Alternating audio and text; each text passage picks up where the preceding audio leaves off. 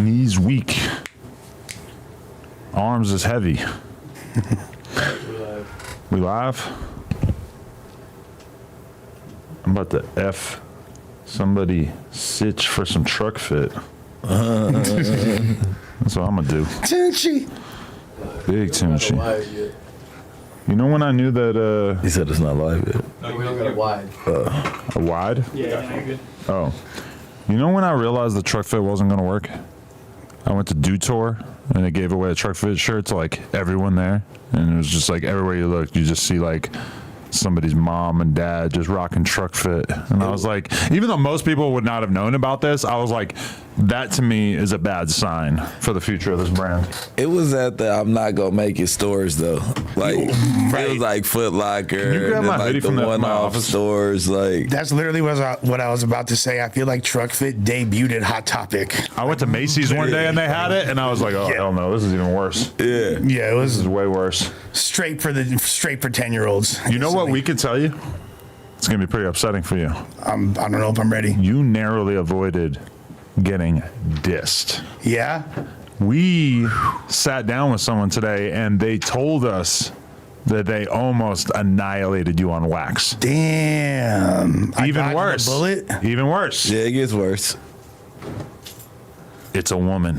Oh, man. Even worse. Oh, man. She's had sex with Blasey. Oh, man. Blasi. Oh, no. We brought up the lyric and we from the Blasi cipher. Sitch. We thought she was gonna like not care / like probably barely even noticed it. Nah. She went in the stew as soon as she heard it. Same Please day. put it out. She Oh hit my up Gunna God. like, hey, Gunna, can you help me write this diss track about this dude Lush? Not the gunner. No, I don't know who The was going to help her, Ghostman. but she was hitting up every rapper she knows saying, hey, Amazing. it's time to slide on this guy. And you Oh, know who, man. I was a fan, and you too. know who said that he'll ghostwrite for her? Bricc. Besides Bricc, I definitely a ghostwrite the Lush dish for her. Me Should- ghostwriting should it would be crazy. No, it was Roddy Rex. Oh, yeah. He's going to take aim at you. No. Nah, she didn't say in the diss song, but she said one of her ghostwriters gonna be either Lefty Gunplay or Roddy Rex. They were defending Lefty hard, harder than you. Yeah? Yeah. That's hard to do. Yeah, that's what I'm saying. That's dedication right there. That's what I'm saying. Yeah. Damn, sorry, Blasi's bitch. I didn't mean to Who do would it. you be more scared of on a track, Dirty Diana or Blasie's ex-sitch? I mean, Blasi's ex-sitch is... Who will you feeling more by the end of that Patreon? I mean, if we were going like a bathroom shot, No, we're It'll talking be- like you got an hour yeah, with one or the other in a hypothetical made-up world. I'm Obviously going to not Russia. streetwalkers. I'm going to Russia. I can't even decide, man. You said an hour. Do you think you would need longer for We're not gonna talk about the that. other One and a joint? half I perks. feel like if I don't say what I was gonna say, now that I've seen some other shit, it's like, She's a sensitive soul. yeah, Don't be mean. Were you going to be mean? no. You thinking about being mean? No, I just don't want to compare the two. They're both my friends. I love them both. But for an hour, very I just, kind. yeah, you know what I mean? Yeah. It's understandable. Yeah. You don't want to rock the boat. Yeah. Yeah. They both cool, right? Yeah. Haven't had the pleasure of meeting either one of these young ladies. So no harm, no foul. Blasi's bitch. I just thought the bar was funny. I wish that you had been here so bad because she started making fun of your pants. I'm so bummed that this isn't Damn, out yet. I didn't realize. I'm like so. It feels so seen. Okay, but then I didn't he realize said- I was on the radar. I know. like I had that. no idea that This they is even knew about this. insane. Like, And then he says something. Bricc says something about the American flag jacket, and then she's like, "Yeah, but like he got that when Adam fired him, or because like, I that's what happened. Like she knew the lore." Yeah. oh my god, She's fool, like overly tapped in. I'm top food up. I had no clue. Is that insane? Shit. I mean, but once you have an op that you're dissing on the song, you kind of studying them. She might have looked all this up since the cipher dropped. She's You know sitting what? back, tapping her chin, just Yeah. thinking, how can I really hurt his feelings? Or another theory, just like, fan hops in the inbox, like, hey, this fool Lush from No Jumper said woompty wompty woom, and you should blah da da da da, because you know, Talk about his pants. talk about his motherfucking pants. Go in on those pants. And the reparations jacket of his firing. You feel me? Like, yeah. Oh, there's solid heat right there. It was crazy. Just so that people know, I want people to know. Did we at least try to see what she was willing to say about Blasey? Yes. Did she offer up anything of note? No. Yeah, like it was never like the whole thing for me. Like I just thought it was funny because it was just every single video she would pop up and it just became like a meme.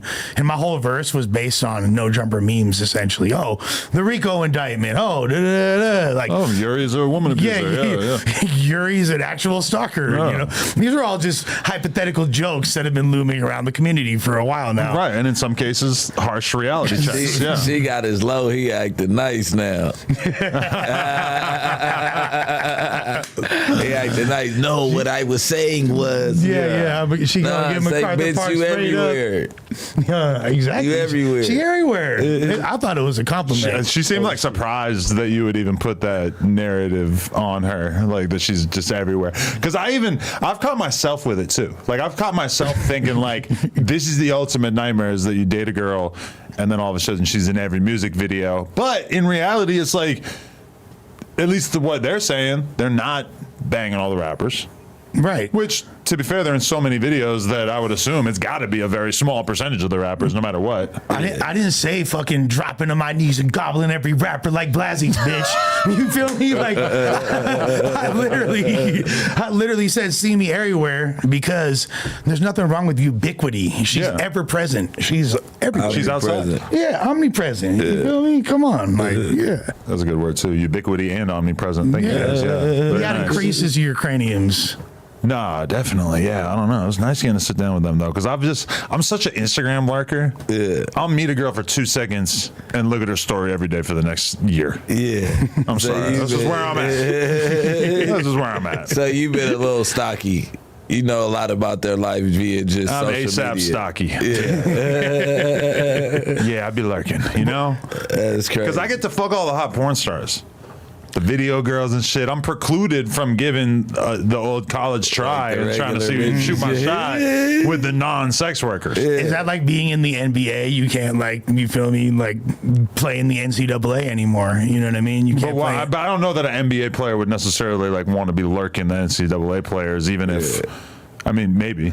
I'm just saying, once you reach a certain level, you know what I mean? Like it puts you in a different category. No, You okay. can't- You know what it's like? It's like I'm a hunter, and I bagged a very nice elk, and I actually sleep in bed with the elk every night. But I still want to take a look at the other elks that are running around in the forest. The deer, the I moose. still want to keep an eye on them, even though I'm not actually ready to. Yeah. just need to know where they frequent. I need to So you focus. could be- I need to stay focused on my elk. But meanwhile, you know, I'm a hunter at heart. Yeah. I can never stop keeping an eye on what's out there. It's called a practice shot. Sometimes you gotta like make sure your skills ain't rusty. You know what I'm saying? Even hop in a DM or two just to get a response. You know what I'm saying? The shooting range. Yeah. All right. I'm glad that So, I have a and never relatively respond. open-minded relationship because I can still do the follow, stay in touch. You decide you want to get into porn in the next couple of years. Okay, I'm here. I'm the first line of defense. But I'm not. Do you want to have a 2C night? Yeah. I'm not doing that. Can't do that. Which, you know, there's a part of me that is in my soul. Yeah, absolutely. Let's get the fucked Diddy up and do within. drugs and fuck each other. Yeah, but I'm not. You know, I'm a good guy. Diddy I'm a good within. guy. Yeah. The freak off. There's a part of me that wants a freak off. For sure. They talk about, bro. They're so like new school LA chicks that they're like, you know, we're boring. We come home, roll a blunt. Maybe, you know, get some galaxy gas. Like that's just a regular way Pass to up a kick one it. or two. You know what I mean? Just Susie homemaker activities, wholesome Tuesday I afternoon. kind of feel like that's like what the Galaxy Gas has turned into, you know? Yeah, it's become really mainstreamized. It's just regular shit. What, is that clip that's been circulating about like the kid that was cured from autism by Galaxy? That's a troll, the right? fuck Like, up. like Bro, come on, bro. no, like that's a troll. Yeah, right?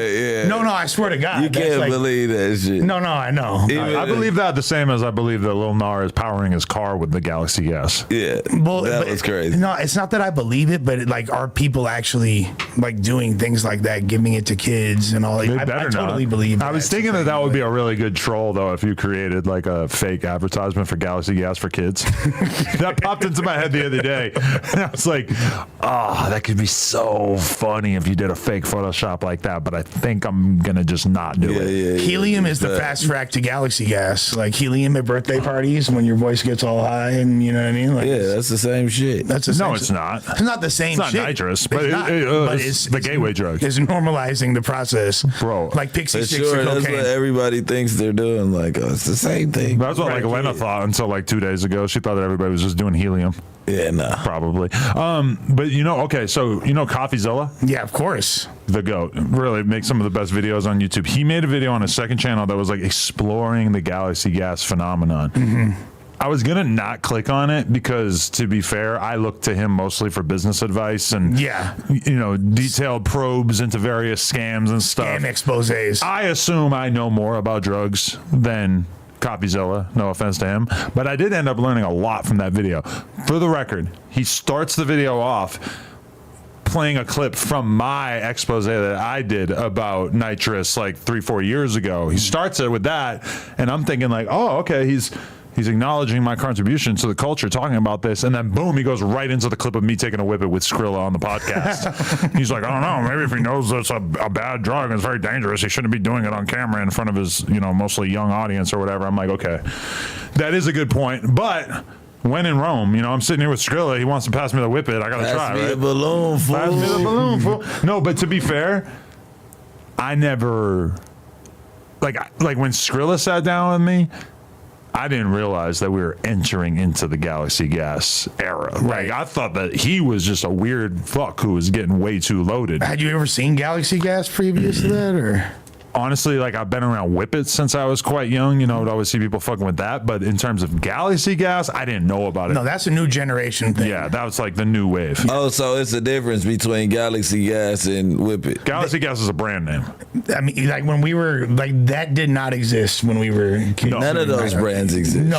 They have a ton of brands now. Okay, but here's the thing about Galaxy Gas is if you were to go, this is also what I learned from CoffeeZilla's video. If you were to go on to the Galaxy Gas website and shit, it's presented as if this is a culinary product. Right. Here's the problem with that. The guys who invented it basically come from the fucking dab head market, the pothead market, etc. wow. And there's Glass and all that. there's various things that you can kind of like go back to where they've tried to scrape the internet of this stuff because they want to have the plausible deniability of just saying, hey, we're in the food industry. We make cooking supplies. But okay, here's the problem. The Galaxy Gas thing. Guess it's marketed as being able to refill whipped cream containers, which already off rip, kind of a wacky concept because how much does a can of fucking whipped cream cost? Like $4 or whatever. Like, why would you need to refill it? Why don't you just get another one? Maybe natural homemade whipped Maybe Well, it's for like the larger ones too, like for restaurants to use and things like that. So what the fuck is this even a real thing? Like, what is the restaurant doing with that shit? I mean, if they dispense baking cakes. right confections, You know when they do the big one? But how much of that is really happening? It's like it can't be that big a deal, right? I mean, it's just like how many people are eating their whole script of Oxycontin the same day that they fucking get them out the Exactly. pharmacy. You're creating the market. This product is for a very different group of people. Yeah. But okay, they're doing all kinds of shady shit because, like, all right, so number one, that's a problem. It's like, why this has 12,000 refills for an average whipped cream can in it. So it's like way more than anyone would plausibly ever need if they actually needed it for culinary purposes. yeah, your can would turn to rust far before that. That point. being said, also they sell it in vape shops. yeah. Why would it be sold in vape shops? They're not selling it in culinary mail orders because nobody's using it in that what I'm world. saying. It's not inside the fucking Ralph's. You can't get it at your local. You know what I mean? Costco's. What's the other little food supply spot? Restaurant Depot. Yeah, It's not there. Yeah. Yeah. Only at your local backwood. Yeah, well, Hump shop. Right. But now they're going through the problem of the fact that they're too famous. They've gotten too big. Galaxy Gas has become like the stand-in for the entirety of the nitrous industry. So guess what? Just got removed from Amazon. Guess what? They closed down the like Georgia LLC. That's where it was originally formed. It was formed in Georgia, and they're closing that. They closed the LLC. Sorry, Bricc, you just interrupted me so fucking bad in the middle of my sentence. That was difficult. But fucking, I just gotta call that one out. That was bad. But like, you know, in general, like they're just like doing everything they can to hide the fucking paper trail. Yeah. And the fact that they're like blatantly guilty. Because like, I mean, the first time I realized they're selling at vape shops, the entrepreneurial side of my brain was like, oh, you could get rich as fuck doing this. Like, this is the most addictive thing ever. The fact that it's still legal is a miracle. Yeah. Like, there's so much opportunity to make money off of this shit, but I automatically also was like, it's way too immoral. Like, I can't be involved in this. This is some evil shit. The no jumper store just has Galaxy Gas on. Well, I do, because the fucking employees were doing it all the time before I told them you're not allowed to do this on the job anymore. Oh, wow. Oh, so you backed out. I never was in. It just kind of became You're a poser. When was I ever in? Like, You were never in. But The only thing I ever did was hit the fucking balloon in the cipher. No, I'm saying you were looking for the Galaxy Gassers when we were in Atlanta. Not really. I was just joking around. Infringing on the culture, man. I already know. I know the kid who did the fucking whip it to the theme of God's Plan. Yeah. There's a kid who did a remix to God's Plan about doing whippets, and it's honestly not bad, but that's kind of like the person that made me think that I needed to tap in while I was in Atlanta. And I wasn't trying to interrupt you. I was ad-libbing. I might have been kind of louder. But I feel like the ad-libs, if anything, are kind of like something that at some point we might need to discuss. Because sometimes it feels like the ad-libbing is kind of like, I listen to other podcasts and I'm like, you know, the main difference between our podcast and this podcast might be that they don't ad-lib as much as us. Yeah. Whereas it feels like the ad-libbing in our podcast is kind of like we're actually like doing that. We're actually rapping and then doing ad-libs after the fact. Well, I mean, this fool comes from like that era. You know what I mean? Like the Migos ad-libs and Thug and all that was going Extreme ad-libbing. Yeah. Let me get a cig. Slap. Let me get a cig and a balloon. Not that thing. Pass me the balloon. I still have the tank in the other room. Somebody crossed over. I forget who it was. Viv, right? Yeah. Damn, you turned her out like that. Isn't that crazy? Yeah, I never would juxtapose the image of that with the smoking those. Yeah. Yeah, that's. But everybody's got their dark side apparently. Yeah. If Viv starts to consume filterless cigarettes on a consistent basis, I feel like she might lose her youthful aura relatively quickly. That's going to speed it up. How? Look at me. She just has to. Yeah. She just has to balance it with Galaxy Gas, and she'll be Look fine. at me. So young. No, it's going to be like this. Before, after. Bricc, baby. Man. Oh my God. How was everybody's weekend? Now that we did 20 minutes on Galaxy Gas and Highness. That was essentially my weekend right there. But no, You guys get a tank for the weekend? I haven't got a tank in many, many moons, but I'm down to get a. If your girl wanted you to become a nitrous addict with her, would you be down? If she was like, had like a serious, dedicated conversation, like this is a path we're gonna go on together, and I'm here for it. You know, I support all of her side quests. I feel like you're saying the opposite of what you should be saying. Like, No, of course we're not gonna I'm not gonna support a. No, but okay, if it was a one-off, if she was like, hey, I got this fucking Galaxy Gas for some reason, you want to fucking do it tonight, then you should be like, all right, sure, yeah, whatever. yeah. But like, if she wants to go down the path, if like, you don't want to be visiting your girl in rehab while she's recovering from nitrous addiction. How are you addicted to nitrous? Well, we see it happen all the time, though. That's what I'm saying. No, it's just like, what part of fucking having to get high every 30 seconds. Bro, like They don't know. Like you gotta They don't get know a it's hit. creeping up. It's turning into that. that's why they call it hippie crack. But like I told y'all before, at every single rehab I've ever been to, there's always the one nitrous addict, and we don't respect him.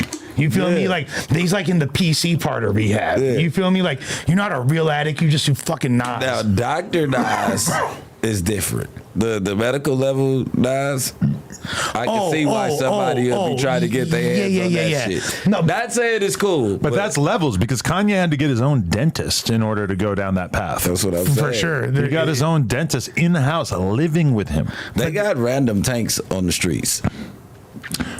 I don't know sitting if you around? gotta be a dentist, the kids or something of a dentist, but I know for sure in college, I went to a college party. It was a real Nas tank right there, Yeah.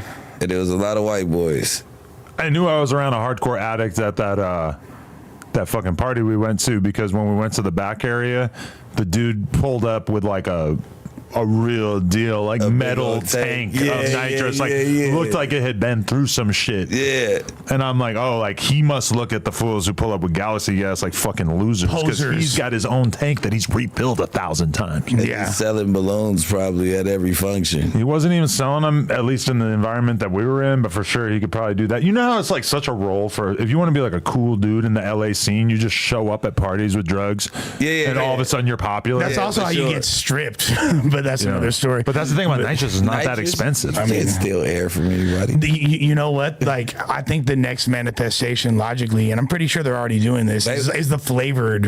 Like, They already have that Galaxy gas is already flavored. That's what I'm saying. Like, but they're gonna take that to extremes, and it's like that's gonna be. How do you explain that shit for the whipped creamers? Oh, you can't. There's It's no, already flavored, so we want flavored whipped cream. I mean, where are you going with this? No, but they already are making it, and yeah, I agree. It doesn't really make a lot of sense of Yeah. why the nitrous needs to be flavored.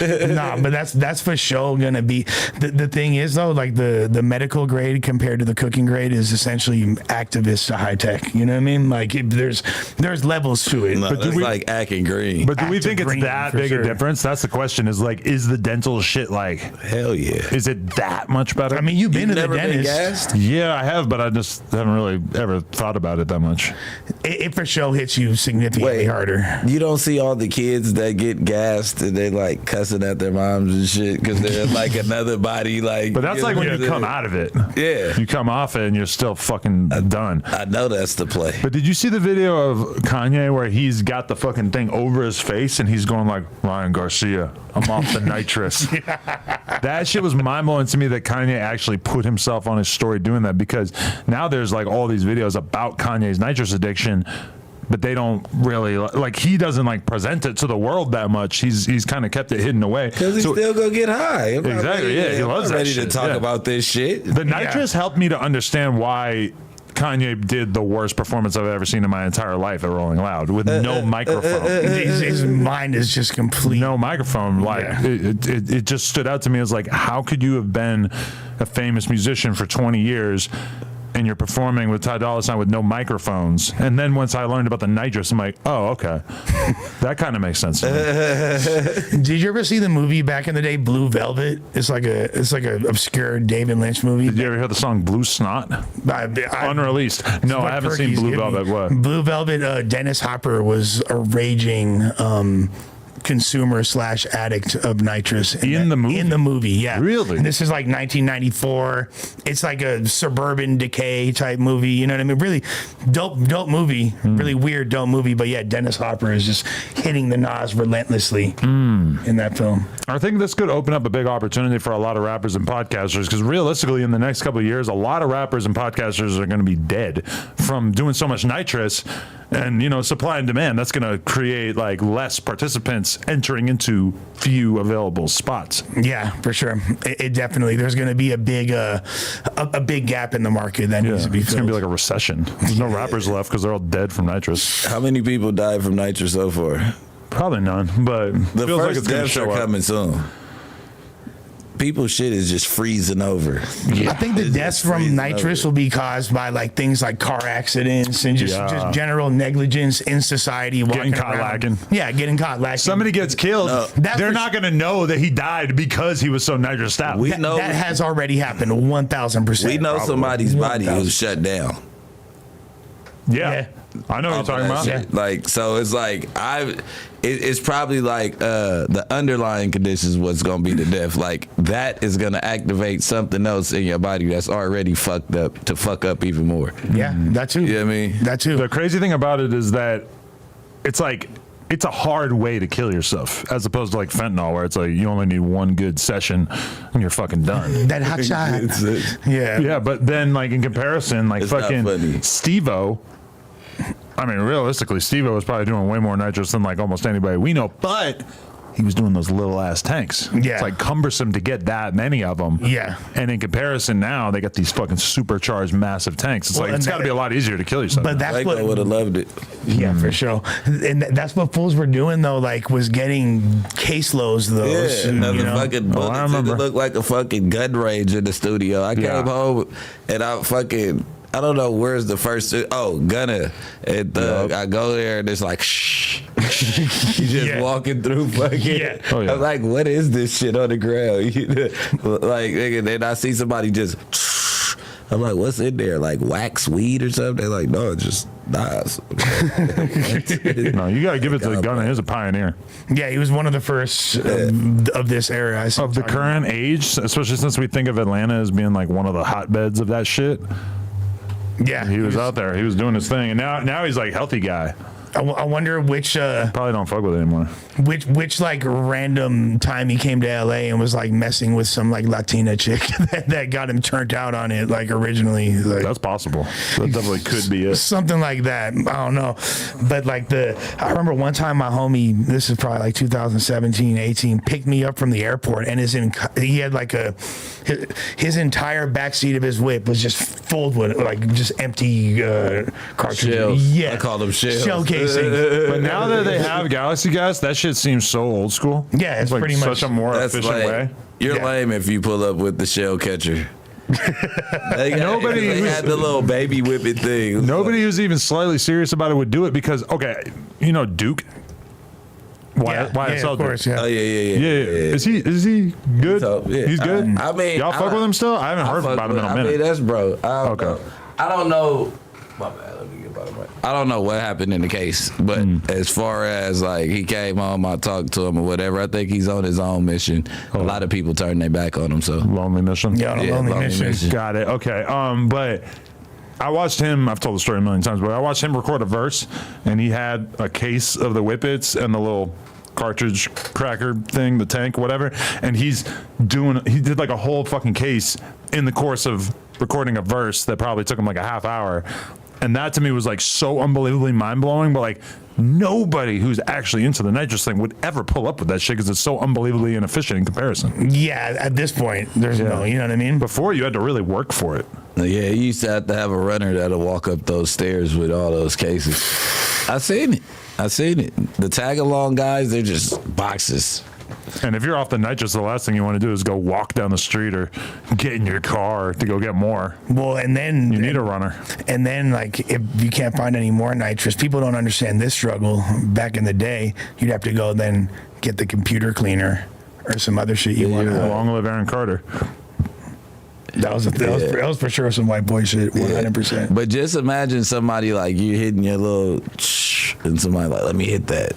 It's like I just slobbing this motherfucker down. Like People do that all the time where you're holding the balloon and the people want to slob it. And it's like, yo, really? yeah. You gonna put your fucking mouth on this? Like on a balloon, nigga. Like, yo, Don't you know who I am? Like, I hope that shit like calms down. Because it kind of hurt me in my heart to have to like tell the employees at the store, like, y'all can't be doing this on the clock. Because I would really like them to just not do it all the fucking time anyway. Yeah. But it's like, dudes are going to slowly get more and more retarded and more handicapped off it to the point where, like, at some point it's going to be like, oh, remember the gunner era? It's always Gunna. From Gunna to Gunner. From Gunna to Gunner.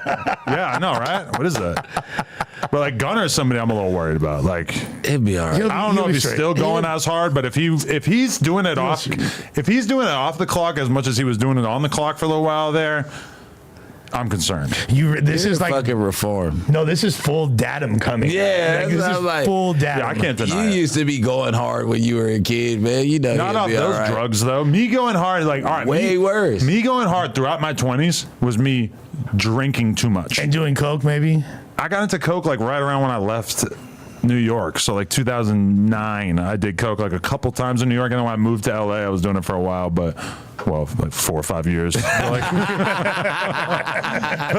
but not like all the time, but just like sometimes. But this thing, that's the nitrous is too easy. It's like if you have it, you can just be chilling doing that shit all day. Yeah. I mean, you can. It's easy access. So now they have to sneak to the back while they're on the clock. You know how hard I you just assume made probably, life, you bro. know? 100%. It's just yeah. And I'm worried Turn about other the fucking employees camera angles. because I'm like, what if Josh is a fucking secret nitrous head? Josh gets turned It's out. one thing if the dude working at the store is fucking doing too much, but it's like if you're supposedly running the business, that could be a real problem. Yeah, I mean, and that's the thing that was crazy when I was in rehabs. The fools that would pop up addicted to Nas, it wouldn't just be like kids or whatever. There's one fool was a lawyer, like a straight Jewish lawyer from New Jersey. The whole deal. You would never expect it. The dude's going to the head shop 4 times a day, buying as many whippets as possible. And so, did you see like Drake Bell doing it in his car with the kids in the car? Drake, Insane. Drake Bell was doing it for a while, like tabloid type photos coming out of him doing it at the red light and shit, passing out his car, all that shit. Yeah. passes out. Yeah. Yo. I mean, you'll see people getting in gnarly car accidents and like stumbling out of the car holding the fucking tank and shit. That's how people are gonna die, really, from it. Beyond like whatever it's free, cryogenically freezing your insides or whatever it's potentially doing to your Yeah, liver. that's too much. But- If I'm in a car like blackout, that's crazy. That's worse than Zan's in driving. I mean, right? you're literally cutting off the oxygen to your fucking brain. It's that's the effect of the drug. I It's mean, like, but everything is all the same. Like you Essentially, shouldn't but- drive while you're impaired. Like weed for beginners, you shouldn't even drive when you still getting high off of one blunt. Like, you know what I mean? Like until you can smoke an ounce to the neck, Bro. you shouldn't be driving off weed. when I had stopped smoking weed, like during my sober phase for like 3.5 years, whatever. When I took a bong hit, like I took one bong hit, it was my first time smoking. And of course, my dumb ass is like, "Yo, give me the craziest OG fucking Zod," because I haven't even smoked that. You know what I mean? I should have just said, "Give me that mid pack." You feel me? Like, give me some stress. It wouldn't have mattered. But it would maybe not, because I was so fucking high. First thing I did, I tell my bitch, like, "You're driving." You feel me? Like instantly, like I can't drive. That's a great reason to do drugs. You don't have to drive. For sure, Let that somebody too. else drive. Having someone else drive is incredible sometimes. Yeah, that's a good feeling. Yeah, my bitch doesn't But care. ultimately, though, as far as CoffeeZilla tripping on you doing Nas with Skrilla, there's a lot of fucking shit that Skrilla could do that's a lot worse than him doing some. Yeah, he pulled the ecstasy pills too. I didn't You take feel those. me? Like, yeah. You thought it was Finn in him? I just didn't want to do ecstasy for any reason on camera. It's just like not something I'm into.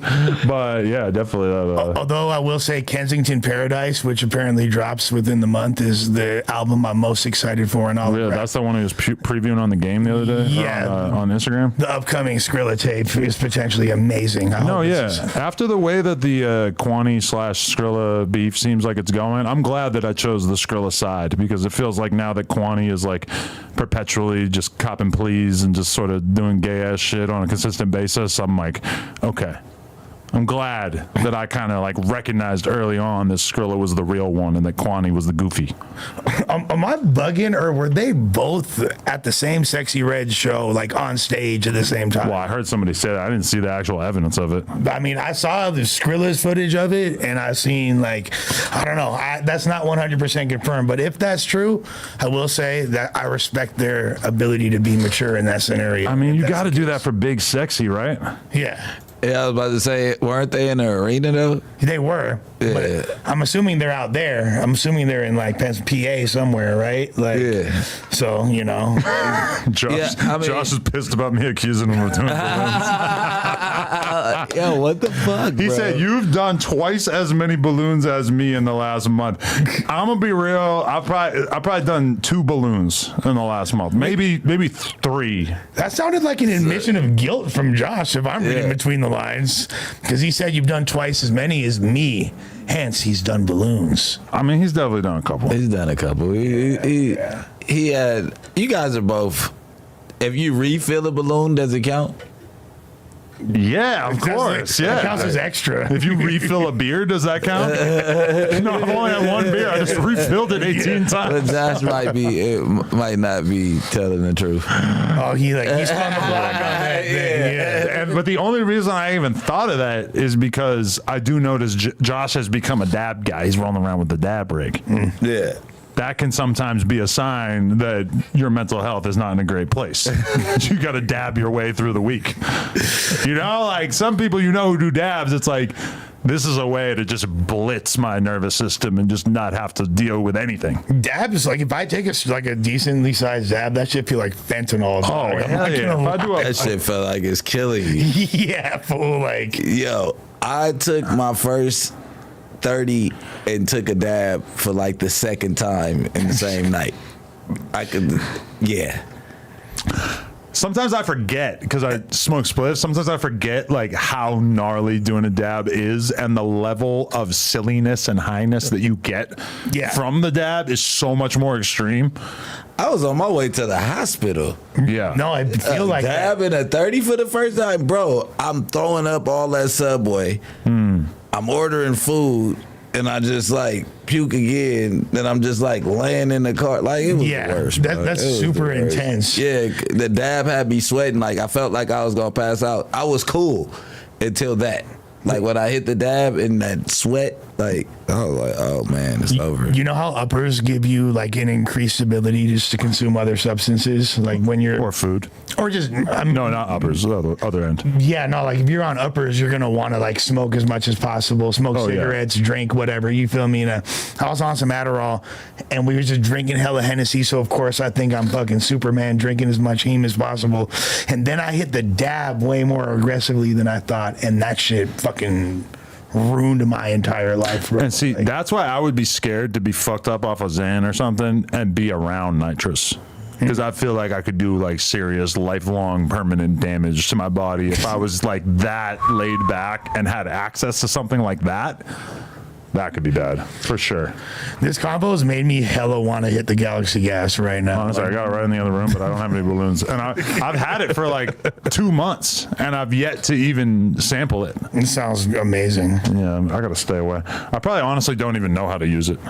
I think we can figure it I'm out. sure I could figure it out. Yeah. Okay, so it has been said, it has been rumored on such high quality meme pages as You Ain't Hard Foo that No Jumper CEO Adam22, aka Big Deuce Deuce, has previewed his debut rap song.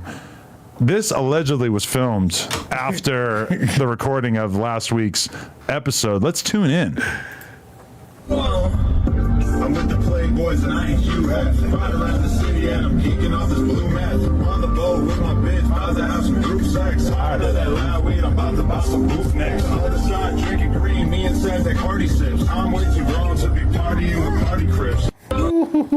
Damn. I fucked up. Yeah, but I don't fucked say up. nothing. Don't point to it. Just keep going. I played it on the party bus with a bunch of porn stars coming back from Six Flags. With a bunch of party cribs. What a way for Party it to get bus. leaked. No, They was throwing up the Six Flags. the only gang member I was with was Ray Black. Who I don't He's even, always there. Is he even a gang member? I don't even know. He's I haven't a done the blood. set check. He is? Yeah. Oh, what? Oh, okay, cool.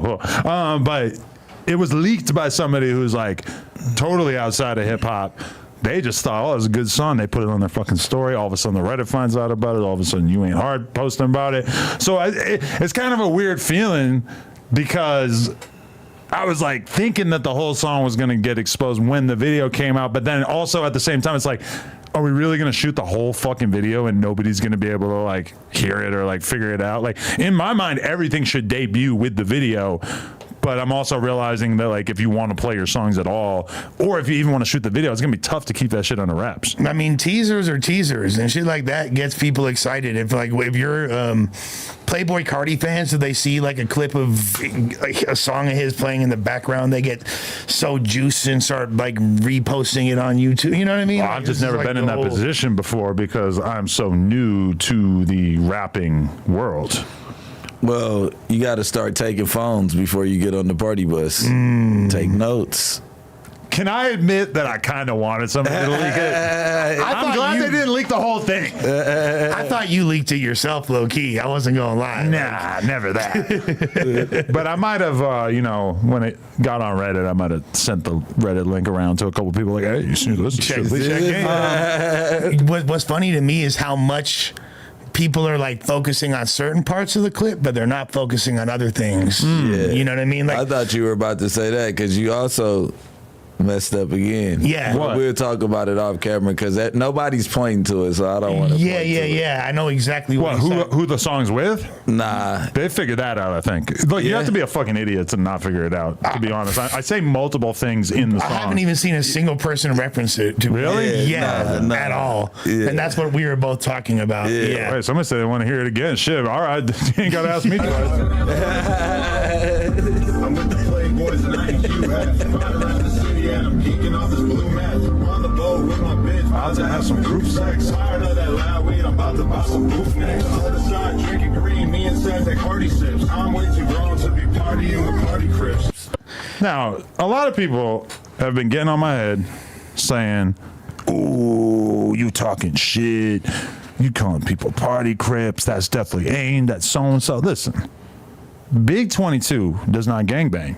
Big 22 is not in the business of deciding who's a party crip, who's a real stepper, etc. None of my business. It rhymed good. I wanted to say something about taking hearty sips.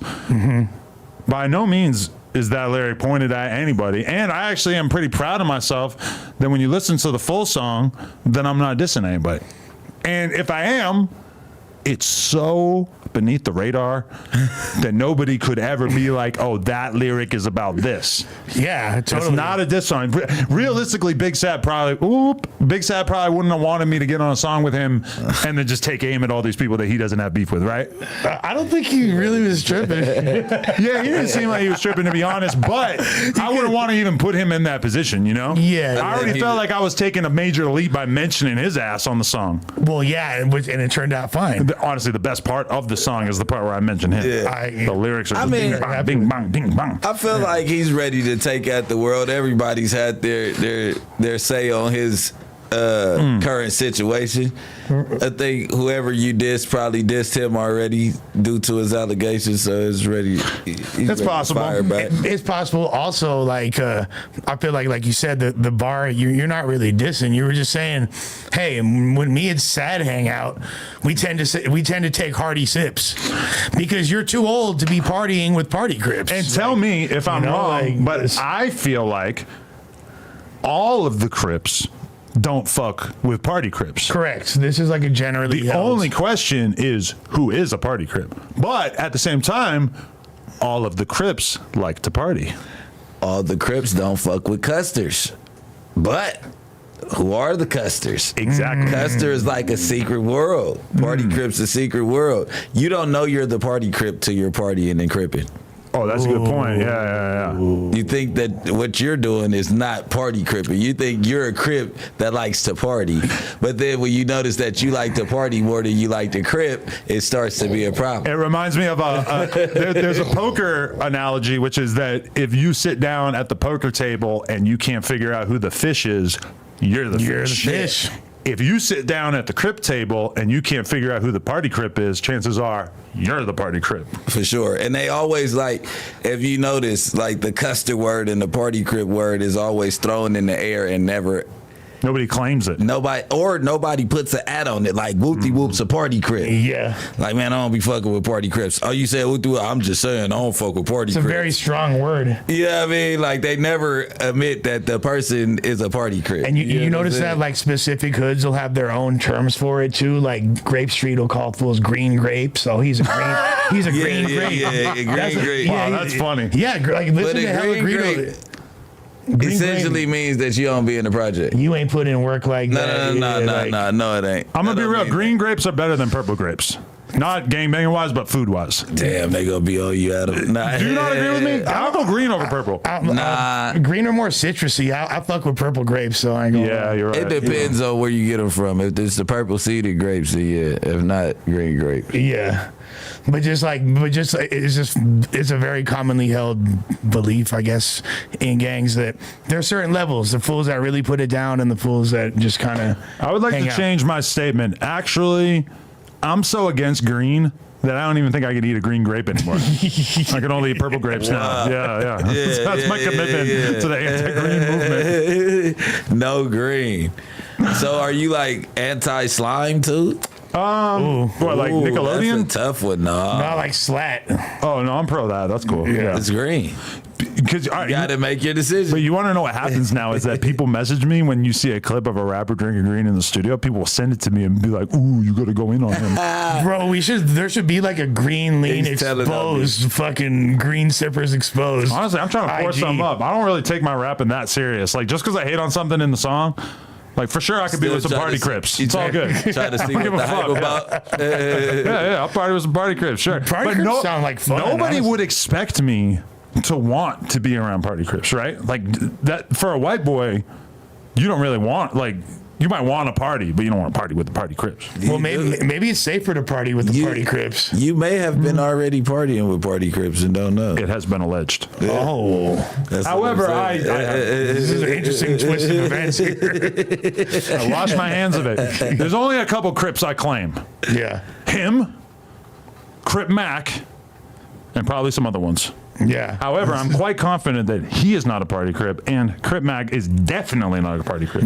Crip I Mac. hate party crips. Yeah, Crip Mac has made it very clear. There's a distinction between. I don't go to parties. That partying shit ain't cool to me. I only go to parties to see the party crips. Okay, Party so bloods. now you bring up people, and Jay Black, don't be mad. You bring up people like Jay Black. Is he a party blood? Who is Jay Black? Ain't that his name? The porn black dude? That's Ray all- Black. Ray Black. And I also told Ray Black that he might get mentioned in a song because I might have to get some payback in the Maybach for Ray Black. You might have to. You might have to. ASAP. Smoking on a haystack. Is he like a party blood then? Because every time we see him, where are we? You're the one telling me he's blood. I didn't even check his temperature. I didn't ask him where he's from. No, but I'm saying every time we see him, where is he?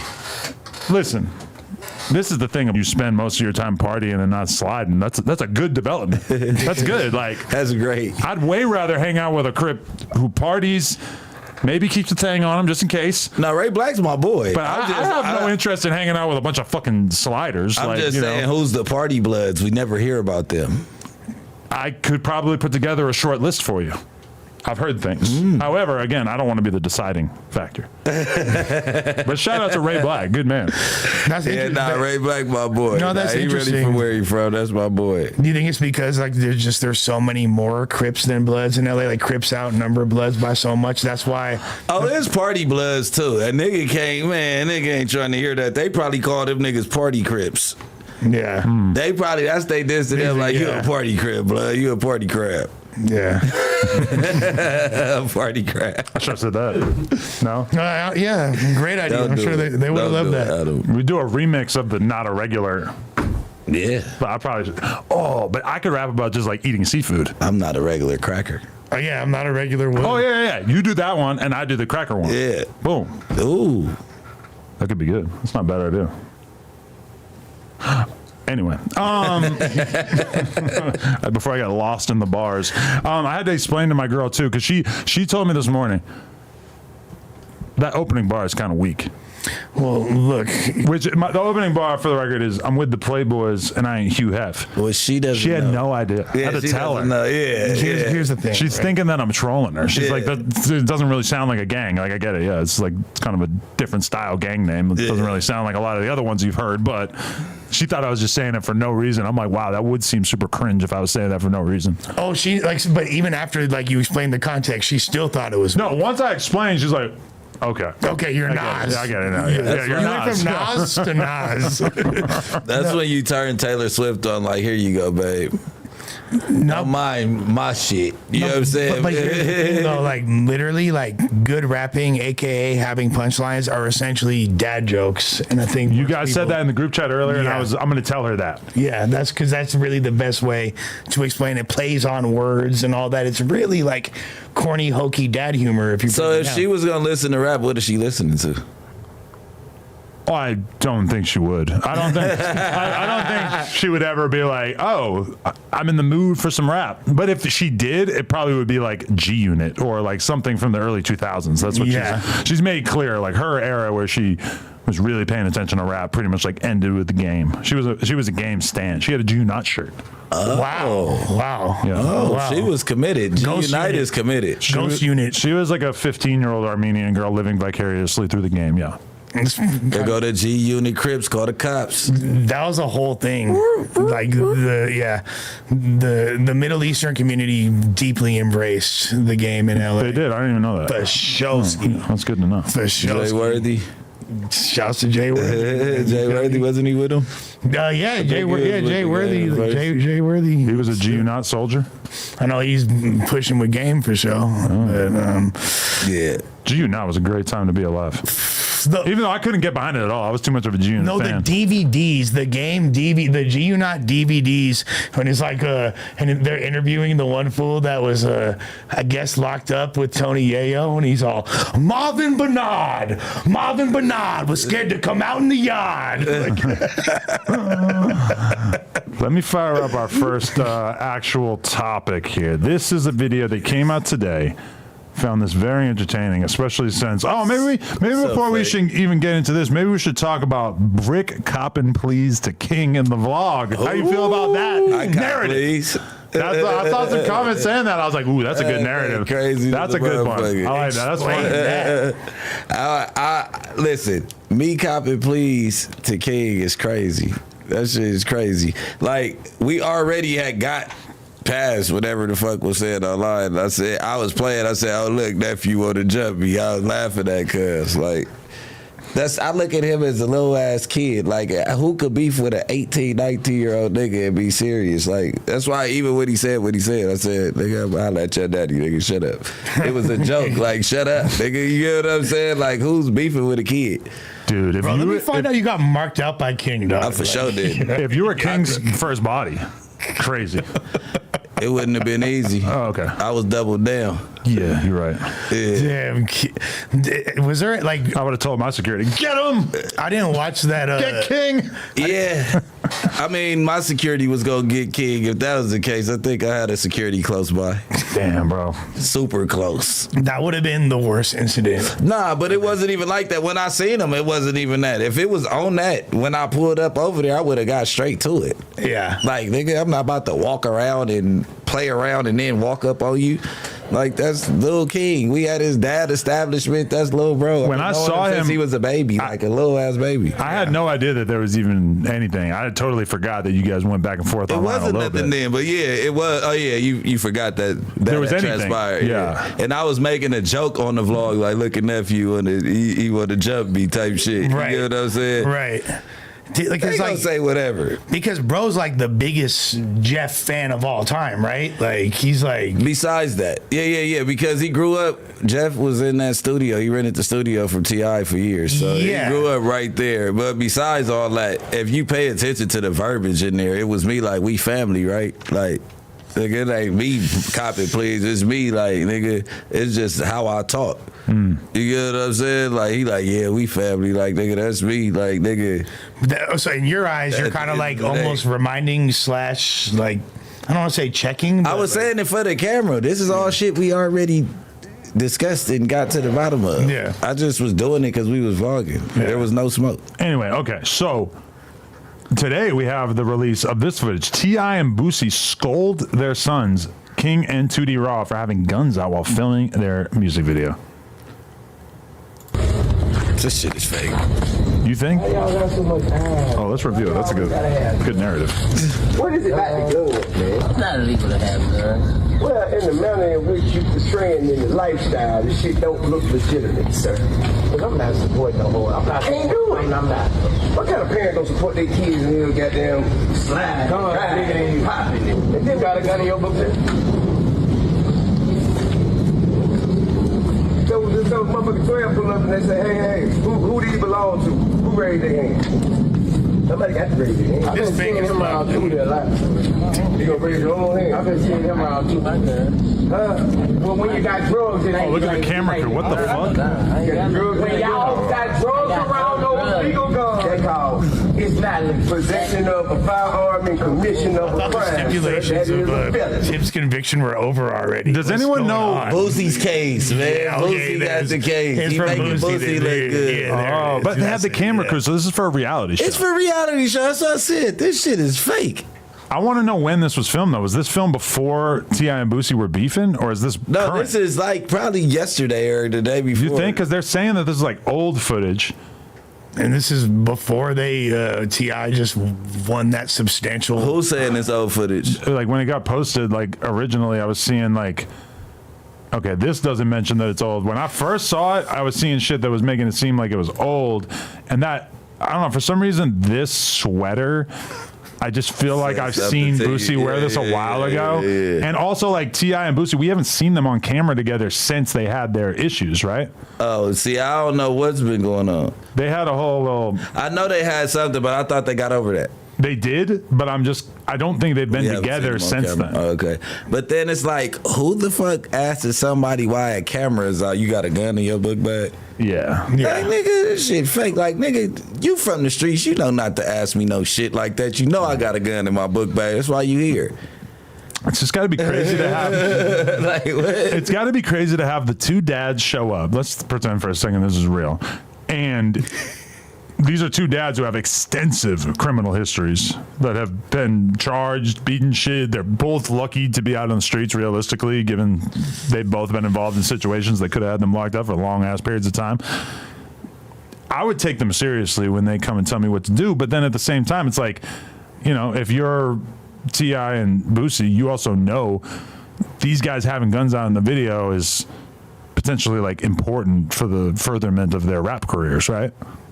I mean, If you ask Boosie who he gonna sign, who would you sign right now with your money? He gonna go, man, he be having guns in his video. I ain't gonna sign him. Like, come on, Dad. Yeah, you nah. tripping, man. Go ahead and sit your ass down. You don't think Boosie would sign somebody who had guns in the videos now? Spiffy Yeah, had he guns would. in the No, he videos, would. right? Does he? I don't No, know, but I'm assuming. I'm saying he would. So it's like, don't sit there and act like you don't know why your son and them got guns in their video. Like, Yeah. this is like This a is what you fucking prop glorify. that's needed. Like, I'm talking about sliding, Dad. Like, get the fuck out of here. I'm We supposed heard to be a Set It killer. Off. Yeah, I'm supposed to be a killer right now. You fucking this up right now. The bitches. No, I'm more looking at like the homies in the background, like other boys. I'd be so mad. Be like, your Just- dad's supposed to be the cool house. Just imagine arguing with your bitch after this, and you like, bitch, I really better I do something to that nigga. Like, boy, your daddy told you put your gun down, nigga. Shut the fuck up.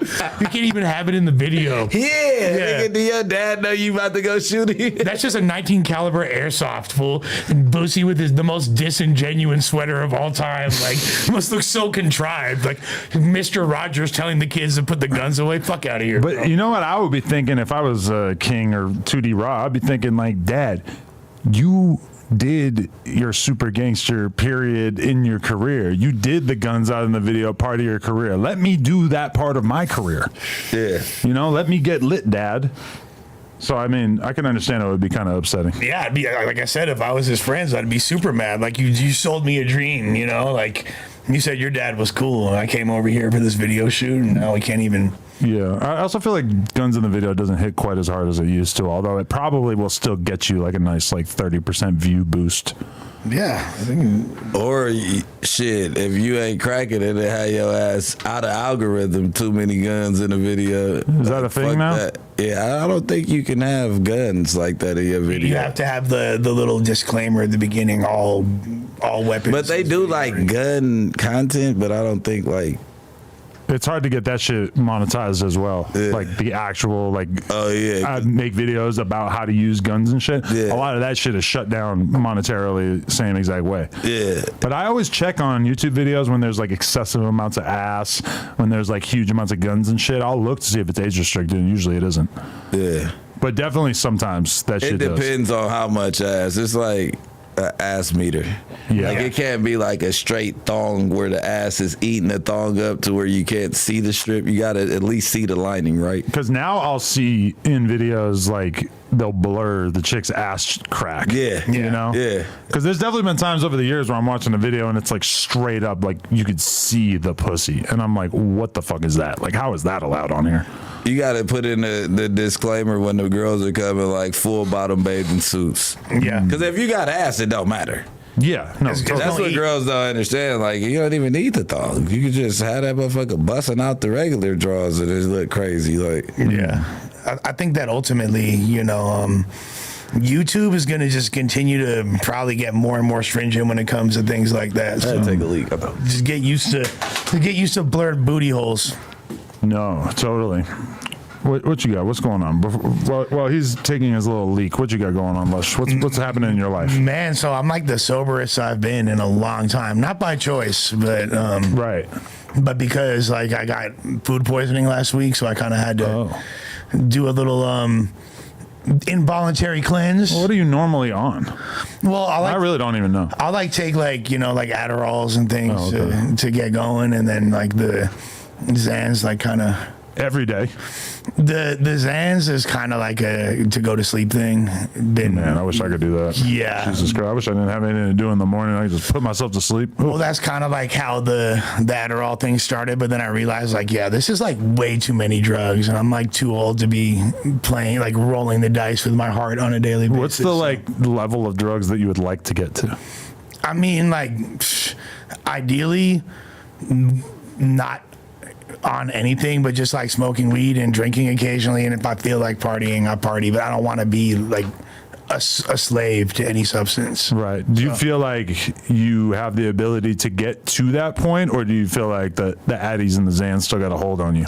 Well, I was honestly like, I didn't know how I was going to break that cycle. I was like, I'm going to need like a period of time, because I knew that when I stopped taking the Addies, that I was just going to be useless for a few days. You know what I mean? But I stopped taking them last week, and this is like my third podcast. And I feel pretty chill. And I also look back at some of the Adderall casts, and I'm like, Yeah. damn, I'm like significantly more intense than I realized or intended to be. I didn't realize. That's a weird part about being the host of this podcast, is that sometimes you guys are like fucked up in a bad way, and sometimes you're fucked up in a good way. Yeah. It's kind of like hard to sort of judge at times. Like, oh, okay, like you. There was a podcast like a couple weeks ago where you were a little too geeked up. Yeah. You were talking a lot. And I look back and I'm like, bro, like it's not that. And even when I would talk, I'm like in my head, I'm speaking like I am right now, completely controlled, self-aware of the energy I'm exuding. Completely not. 1000% just delusion. I was like, I thought that my whole energy was completely different. So Yeah. that was kind of that's kind of always the most disconcerting thing about when I get sober, looking back at the way I behaved, not in the past, but in like the recent past. And I'll be like, yo, bro, what the fuck? Like, this is how deep in the weeds you got? Me and Lena always talk about potentially quitting coffee. Okay, so coffee is like a big thing for me, because when I was sober, coffee would make me feel really tweaky. And that's if you're going to AA meetings and all that, that's the whole scene. That's It's where all- I'm at. Is like, I feel like it just is. It's very powerful compared to like, people act like coffee's no big deal. People talk about their kids drinking coffee and shit. I'm like, bro, I'm a fucking 40-year-old man. I've been drinking coffee for like 15 years, and I still, on a daily basis, feel like hella jittery at certain points throughout the day. I mean, I'm prone to, the way I'm wired is anxiety. I'm high strung, I'm high wired, and I'm naturally nervous. So anything that's gonna just accentuate that, probably better for me to stay away from. But I think that I just need to find the right amount of caffeine in my system. Yeah, like for me, it would be nice if I could not have to drink a shitload of coffee per day, but then at the same time, I feel like I wouldn't be able to do the days where I do 4 podcasts in a row in the same way if I was actually like not doing it. You giving me the fucking vape Tetris game? This is another thing I'm worried about with Josh. He got a fucking. He's all into the Yo, Vegas. this feels pretty good actually. This is like decent controls. Look, I knew he'd love it. Oh shit! I could see myself wasting a lot of time. Because you don't know. I'm a Tetris guy. Like I'm way too into Tetris. Like Me too. I can't do it now because it controls me too much. But it's a real Tetris. addiction. Out of all the Candy Crushes and all that, I like a good Tetris and what's the other game? The Snake. Oh, Snake. Yeah. I could play that for hours. Fucked up about Snake. The TI-83 calculator. Exactly. In high school, that was it. Yeah. We were all fucking with that crazy. Sure. That was like the first game. That's actually one thing I'm thankful for with the iPhone is that like because it's touchscreen, it's not really like good for Tetris.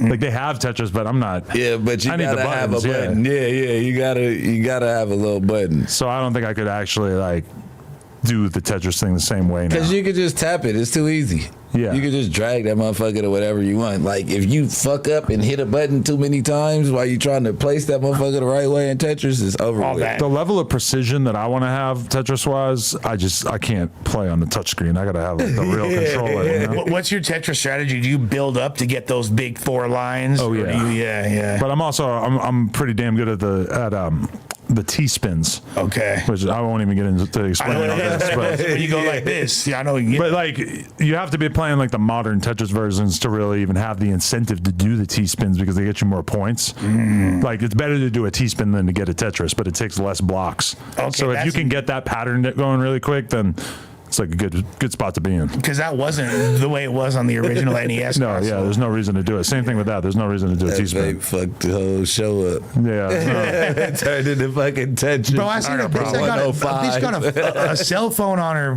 vape. There's one. I swear to God, she's like, "Look, you can make phone calls from it." That's retarded. You should be able to get Yeah. you could probably get a case for this that has a vape built into it though, I bet.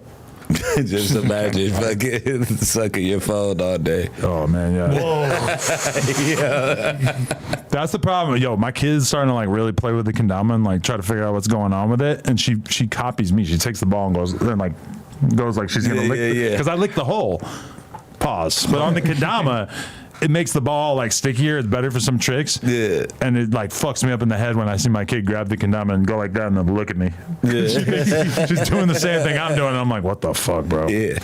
That wasn't part of the instruction manual. No, definitely not. All right, I feel like we got to touch on this, bro. Huge developments coming in the Young Dolph case.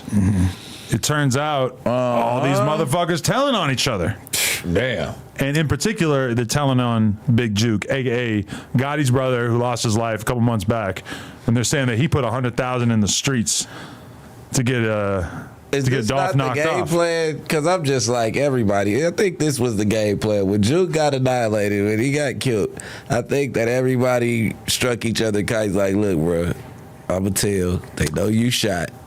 We all go put it all on Juke, and we didn't get paid, and this is why we tell it. Because I feel like straight drop is next. When he get on the trial, when he get on the stand, you know what I mean? Yeah. I feel like he about to tell the story too. I was thinking that's a little too perfect that they just magically put it on the guy who lost his life, right? No, I mean, it's very convenient. Yeah. It's worth the try. Because what else are you going to say? Yeah. Yeah, and then today, I don't know if you are hip to it yet, but Straight Drop's brother testified.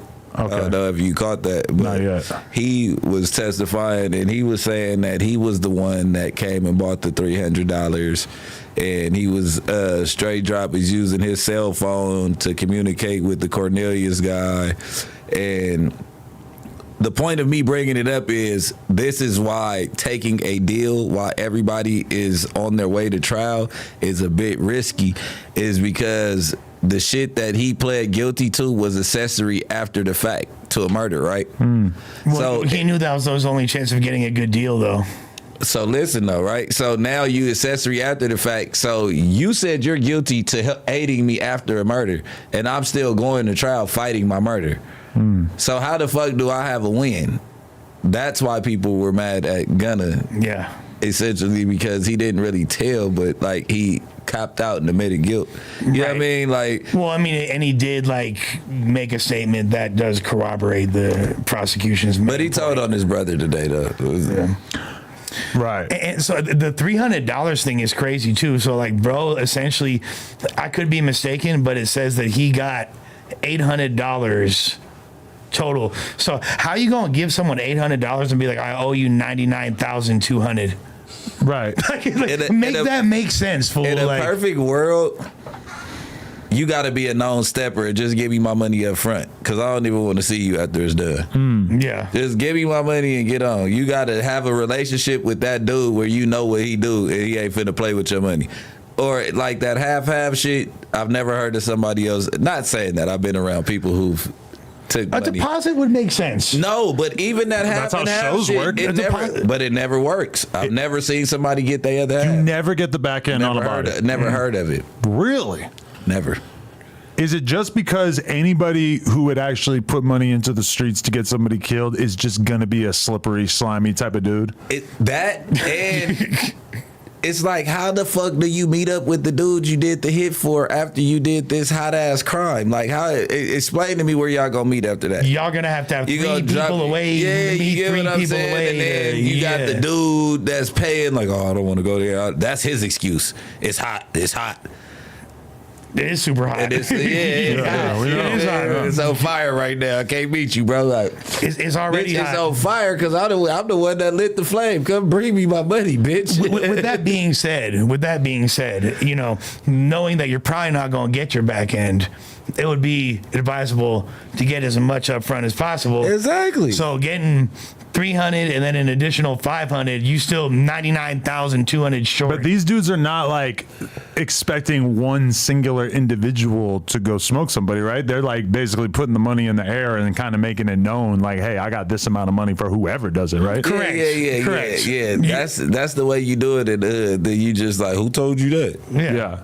Like, nigga, I ain't telling nobody I got no honey. Well, that was the whole Jeezy. That was the whole Jeezy Gucci thing, right? Jeezy on wax was like, I got 10K for Gucci. 10K for Gucci is so cheap. Yeah, Like the fucking cheapest body for somebody who's super 10K famous. for the So Icy chain. for the chain, Right. For the chain. But we all read between the lines. Yeah. Probably not getting the chain unless you kill him along the way, right? Well, he smoking on Pookie. What do you say? 11 chains. I ain't took one yet. You feel me? We still don't know if Young Throwback is really the guy who did that. Well, You know about that? How I did that We interview? believe Throwback. You believe him? Nah. Really? Nah. I'm going with Gucci keeping his legacy as the most gangster I believe motherfucker Gucci. to ever grace the mic. So even if I thought it was Throwback, I'm going to go with Guwap. Even though Gucci is a person that I wish I never met in real life. Gucci? Yeah. Why? I just... The facade? It was a facade? It didn't live up it's to it? like my Nah, he's a gangster. Yeah. He's a gangster. That's what I'm assuming. He's He a gangster. wasn't cool? No, he's a gangster. It's just like, damn. I thought you was like, I don't know. I don't want to say it. you wanted to be on more drugs with him. Nah, we was hiding the bitch. It's just like, I thought you was like more level-headed back then. Now he probably is, but back then, like, it wasn't no loyalty with Gucci. Anybody could get it. I mean, he flipped out and robbed his best friends. Yeah, and Gucci shit. was like, wildin' who the back fuck am then. I at this point? You get what I'm saying? I feel it. Yeah, I've never heard anybody say like, "Oh yeah, I hung out with Gucci," and he's actually like not the real deal. But I've definitely heard people say like, "Yeah, I've been around Gucci. He's a huge fucking asshole." Like, which to me is like very in line with the persona that he's been telling us that he occupies for all these years. I want him to be like that. Just like I want the story to be true. This fool, butt naked, up the pole, you feel me? Took the gun away from bros, smoked him, buried him in the fucking backyard, and then went out to the club and bumped a new bitch that night. And that's Buried him in the woods behind a school, right? Yeah. the whole the Pookie Loke story, Oh, like the full folklore, like detailed. Pookie wasn't buried. I know that was part of the folklore around it, right? I'm just saying the folklore. You feel me? That Because the idea of taking a body out into the woods by yourself and digging a hole for it is pretty ridiculous, right? Like to dig like a decent human body sized hole that's like 4 feet deep, even. It's like It's gonna take you fucking all day, right? but let's just like really break down. Knows the exact number of hours. 7, approximately 7. Don't ask me how I know this. That's if it's just one person, and the soil is It depends what kind of soil mulch. you're digging. No, but this Mulch would be easy. Georgia red clay. There you go. But I wouldn't Great trust it in the mulch. No. The mulch is getting dug up. Mulch is valuable. Might be tumultuous, but Me and my dad used to go cop mulch all the time as a kid. We would always be copping some mulch. I don't know why. but just think Not for a body, just for Think about this. It's full Gucci. Yard Gucci care. goes to the club, pulls him a bitch, brings her back to the crib. He's knocking her down. While he's knocking her down, realizes it's a setup. Butt naked. I don't think he was knocking her down. But this is like the full folklore. No, That's but I like think it was all like they in said the butt living. naked It was in the living room or But, something. okay, yeah, Jess fucks, whatever. But they said, I believe butt naked was what I was told. I never heard that. Well, I don't know. Even in that Vice documentary, whatever. But you're gay. You should watch the Young Throwback one because he paints a somewhat a different very different narrative. perspective, and I believe he was there regardless. So You're gay. He's but talking the about, I fact- want him to be asshole naked. I But want it the to fact- be true that he the- was the fact- swinging dick. The fact that he and dug iron. the fact that he dug a grave and then left afterwards to go get another bitch because that's the tightest part. Bitch, I might be. You feel me? All it take is a good B. What you mean? That that's a movie hell of play a, out. that's a euro. Yeah. definitely some good folklore, but I don't know. But yeah, nah. If you, like nobody when Gucci went to jail, nobody was getting along with Gucci. Not Thug, not Longway, not nobody. Like nobody was seeing eye to eye with Gucci. He torched like all his relationships prior to going to jail that time. And nobody caught on. Well, until people start catching on that all the young white kids are looking at Gucci as this real trap guy.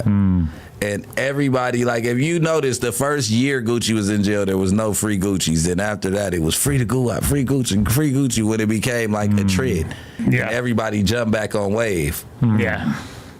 Just like free I'm just the Pimp C, messenger. free Boosie, you know what I'm saying? Free Yayo. Yeah, free Yayo. A lot of but Dolph. trendy free rapper campaigns over the years. That I mean, shit. If you're the rapper, thank you for the support. Hey, free EBK J-Bo as far as I'm concerned. Dead ass. I'm going up there as soon as that shit. Free Melly.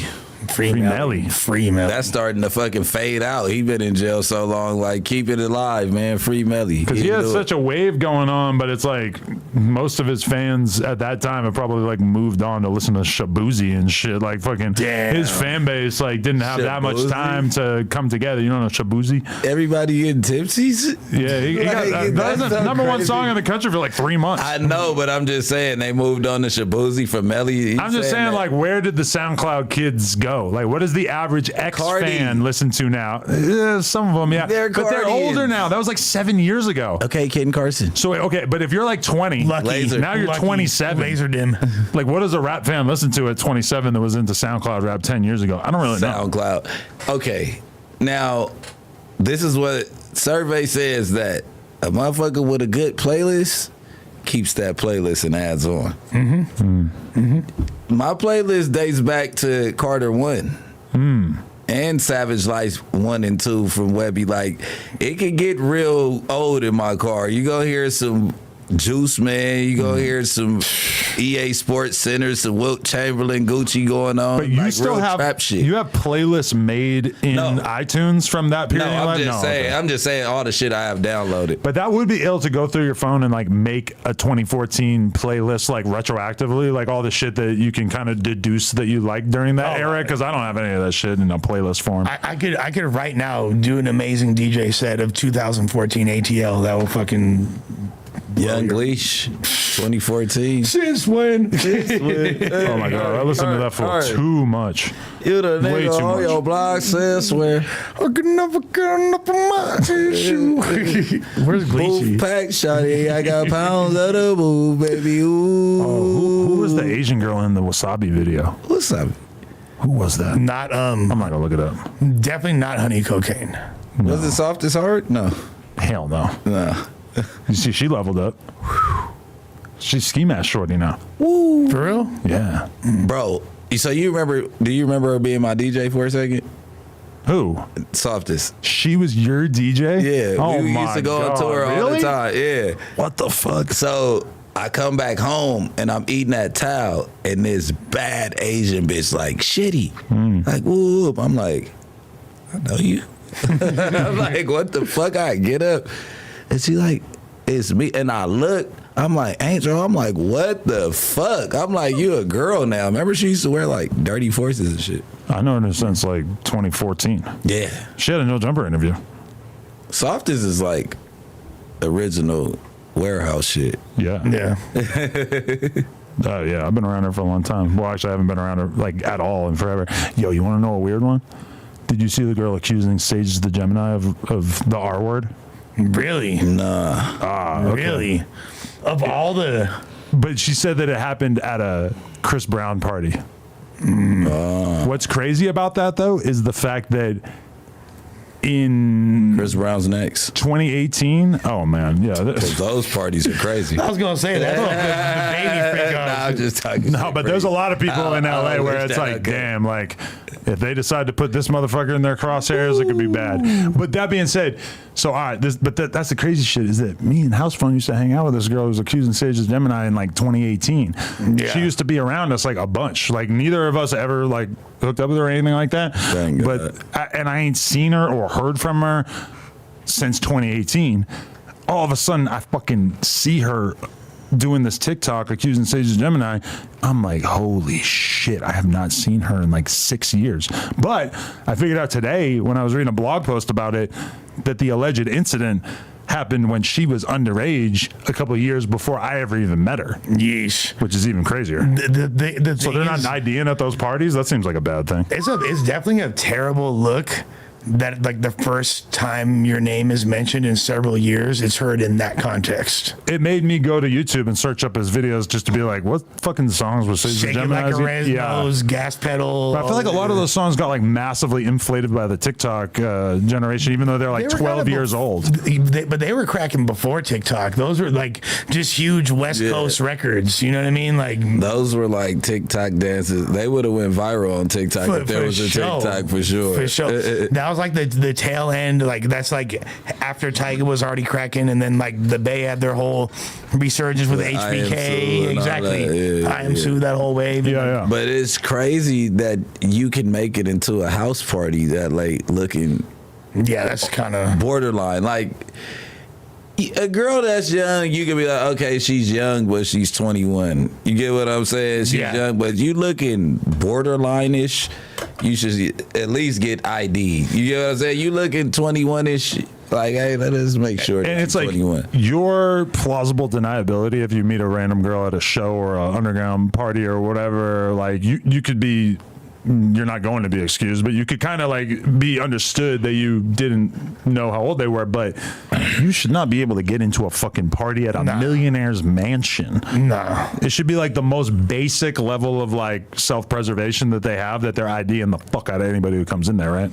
And we don't. To be fair, we don't know if this story is true or anything like that. To Like, be you know fair, what I mean? Sage the Gemini like put out a statement about it where he was just like, hell no. And he's like, Hell yeah. he's like laughing at it, which that makes me like a little bit more confident in his side of the story when I see him not taking it serious at all, even though that's probably what most PR people would tell you not to do, is to just act like it's a total fucking joke. I don't think he has PR people right now.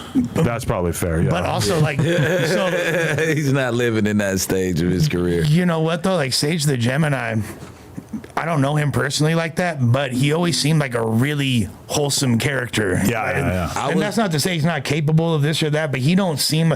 And he wasn't he with Jordan Sparks for years, the American Idol chick or whatever. Probably. Yeah, that was like his bitch. They were like, and she's not like a super young looking or even thoughty looking. She's like a respectable like artist. When chick. I was in like the mountains the last time I was up there, they were. I was like, so what artist comes to Ukiah to perform? Like, what budget do they have? Sage like, the what type Gemini. of- What is They Ukiah? Like Sage came up here before. It's a part of the Emerald Triangle, Yeah, Humboldt County. Humboldt County, Eureka County, Rando, and Emerald or whatever. Yeah, yeah, it's yeah, called the yeah. Emerald Mendocino. Triangle. You get booked up there if you're down to perform for a pound. No, No? they have the fairground. You just have to get. You have to probably be in like the $15,000 to $20,000 range. Okay. Yeah, they'll And have still like could sell 100,000 tickets for that. they'll have like reggae and like rap shows up there and stuff, but for sure, or like old jam band type shit. You know what I mean? But like, it's not. Go perform on the res. It's a lot of res work up there. Oh, I hear a lot about the res. Yeah, the res is real. Performed on the res. reservation. It's just Yeah. fire. Right. Shouts to all the homies on the reses. Yeah. Shout out to everybody involved in that fucking situation. 'Cause that's some crazy shit. Yeah. yeah. I did hosted a battle event on they're called the Lumi tribe up in like as far northern in Washington as you can get, and there's all these signs. It was like outsiders get out. Da-da-da-da. I was like, whoa, this is lit.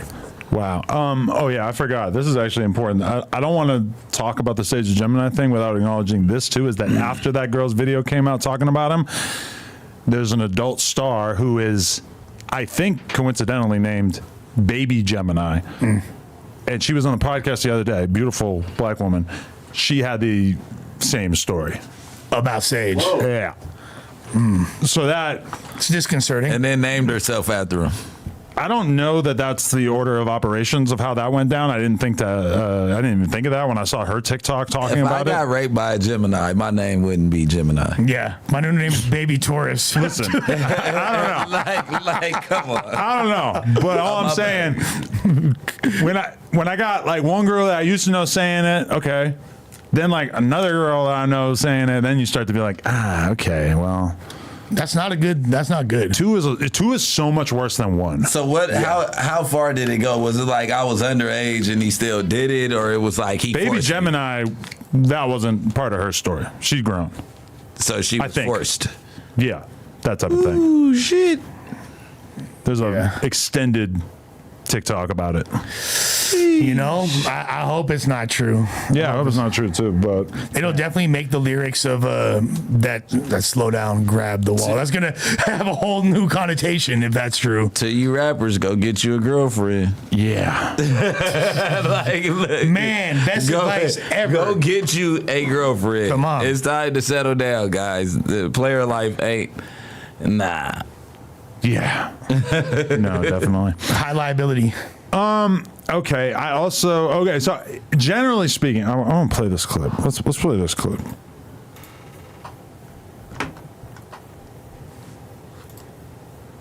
Since a puss ass nigga wanna put some money on my boy head, if you want a juke pack, we gonna make money off a nigga now. If you want a juke pack, holla at Pastros right now. Click this link. Juke pack. Fuck you, talking about, nigga. Y'all putting 100,000 on my boy. I just made 20,000 off your stupid ass, nigga. If you want a juke pack, please check in. That's how fast I make money on a bitch. Juke packs for sale. Hit Pastros. Click the link. You got the best highs and lows. All right. Not to make light of anyone losing their life or anything. Rest in peace to Juke, regardless of how this whole situation went down. But Ralo, man, I'm a little let down. I feel like Ralo came out of jail with some serene energy, and you kind of felt like you were going to see Ralo entering into another stage of his career. Okay, you sat down 5, 6, 7 years, however long that shit was. You get out, and now we already smoking on dead people. We already selling packs named. I mean, I don't know. I mean, on one hand, I understand Dolph was your man.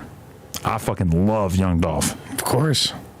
But that being said, I don't know. I just feel like this is bad energy to be putting out into the world, and I kind of felt like Ralo had gotten past that energy, that he had realized that the person that he's meant to be, what he's meant to be doing with his talents, to me, this is not indicative of his potential. Pushing peace and hugging Boosie. Hey, He just wanted a hug from Boosie. Now he's selling juke packs. the bluff came back out of him, I guess. You feel me? But I mean, like, you you can't control how somebody mourns from a death. Like, that was his boy, so it's like, yeah, he's walking the righteous way, but that's what he's trying to do. He's teaching himself how to do that shit every day. He ain't doing that because he's just a peaceful guy and was born peaceful. It's like, I'm trying to be this way, but This is like, the real fuck Ralo. Cuz, Yeah. That nigga that killed my boy. Fuck Cuz. This is completely on brand for everything that I ever saw of Ralo. But okay, It doesn't. I guess why this was kind of crazy to me is just because we all got a lot of friends who got killed. And for sure, there's been moments where you basically feel like you know exactly who killed them and you feel angry towards them. But you usually don't do this. You usually don't go sell a weed strain named after their killer, right? That to me, if anything, it kind of shows just like a lack of discretion. Because it's But like he's dead too. That's why he's selling the pack. Juke's dead too. So it's like we're smoking on Juke type shit. He's not in Memphis. He's not in the Memphis politics. The people from Memphis understand is fuck Yo Gotti and Juke for killing Dolph type shit. And Black Youngster, whoever else was involved. You know what I mean? CMG. I mean, like it's just as bad as glorifying smoking Tuka or any of that. You know? No, and I'm against that too. I feel like that's not something that we should be encouraging or advocating for in these current times. No, hell no, definitely not. But like with I'm down to smoke a good out pack. what I want to know is, I know. But you don't. I don't. Not on songs and not on the podcast. Not on camera. are the proceeds of the Juke Pack sales going to Dolph's family, or is that just pure profit for Ralo? Bro, Ralo better not be selling a Juke or a pack, nigga, 2 months out. That has to be all the fucking. That's what I'm wondering. What is that link to? Because I feel like we're clicking the link.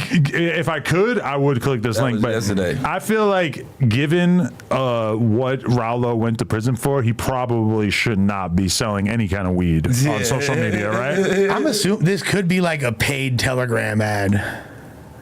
And he just Pack Stros. just some, He did say a distro name. it could be They could be taking all the accountability. Like, hey, we're paying you to say we got Juke Pack at our distro. that's what it sounds like to me. Wow, I didn't even think of that, but that does make a shitload of sense. That's some crazy marketing right there. Very smart. Yeah. Progressive marketing strategy. Vulturism. Vulturism at its finest. Even then, though, that's just- Condorism. It's kinda wild I'll to, pay like- you $20,000 to dish your ops, and I will sell the pack, send it to him with the packaging and all that.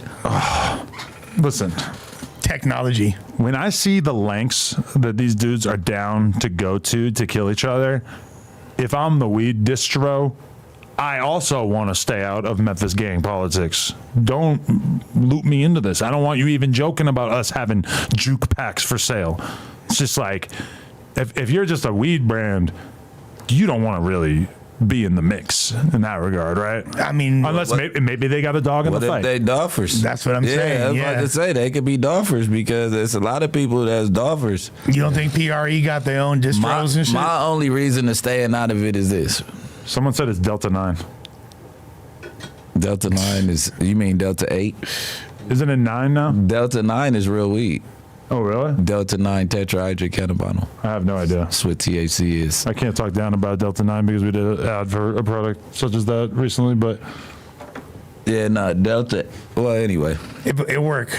Yeah. It worked. But a lot of people are for Dolph, right? Dolph did not belong to a gang or a certain section of people that feel like they are obligated to return fire, but PRE. And it's probably a couple dudes that gang bang from PRE because you got the Grape Street guy. Yeah. It's a couple little Grape Street, but not even to get into it, right? Because I met Gotti. I used to kick it with Gotti, but I met Dolph, really kicked it with Dolph, had Dolph's number. You get what I'm saying? That's my homeboy. But I'm so immune to death and shit that happens out here. It's like I can't even get emotionally attached to what the fuck happened out there. Like, right. When I see Moneybag and them, I'm not about to turn on them. When I see these people, I'm not about to turn on them because of shit that happened way across the globe. Because y'all not turning on each other for our internal beefs out here. Yeah. You know what's crazy too is like those out here, Mozzie Sound is signed to cocaine music, right? Mm-hmm. But this fool, Dolph has so much more love in California. It's incomparable, even despite the fact that than Gotti. Man, I think Dolph. Gotti not dead. You tripping? Shit. You Fools- tripping? Shit. DM days, it goes down in the Yeah, that was like, of course, like that was like, of course, but like overall, I think that Dolph is a significantly more beloved. That's like because we've witnessed Dolph dying, and you've seen everybody who's for Dolph and like over exaggerating their love for Dolph because he's not here anymore. Gotti's still here. You don't think though when Dolph was still around, he was like had more people out here fucking with him like that? So why his ass get shot out here? Did nothing happen then? I mean, I ain't even trying to say that, but I'm just like, who got the numbers? I mean, All right. But the people who shot him out here was the same fucking people who was beefing with in Memphis. yeah. But what I'm saying is, who was more comfortable to even make a play like that in Los Angeles? It has to come from a line of backing to where I like, yeah, I'm good. You know what I'm saying? Like, nigga, He do got a lot of, he got a lot more money too. You know what I'm saying? Like, I'm just telling you. I'm not gonna lie. One time I was at a Yo Gotti show, and it was like, I forget, it was probably like 2016 or something, and I was with a bunch of dudes from Memphis, and one of them leaned over me in the middle of Gotti's performance and pointed at somebody on stage and said, "That's who shot Dolph in the hotel lobby." damn. I will not make it clear who it is, but it was going down out here too. But like when that "Don't Play With Me, Play With Your Bitch" came out, like fools were, That's what got him shot.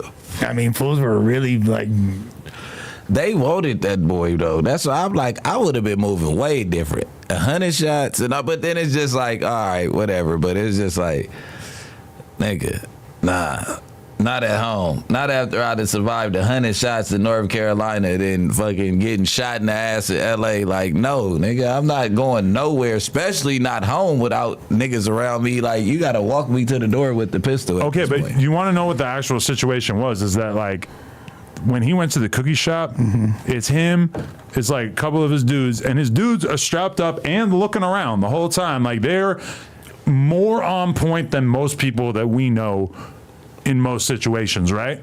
But when dudes just pull up, stop the car, jump out, and just it doesn't even fucking matter. And they shot back too. Like Dolph's dudes shot back and hit the dudes. But I mean, when they pull up and they're fucking firing like 100 shots at you, like what the fuck is really gonna happen? Oh, right? somebody got shot?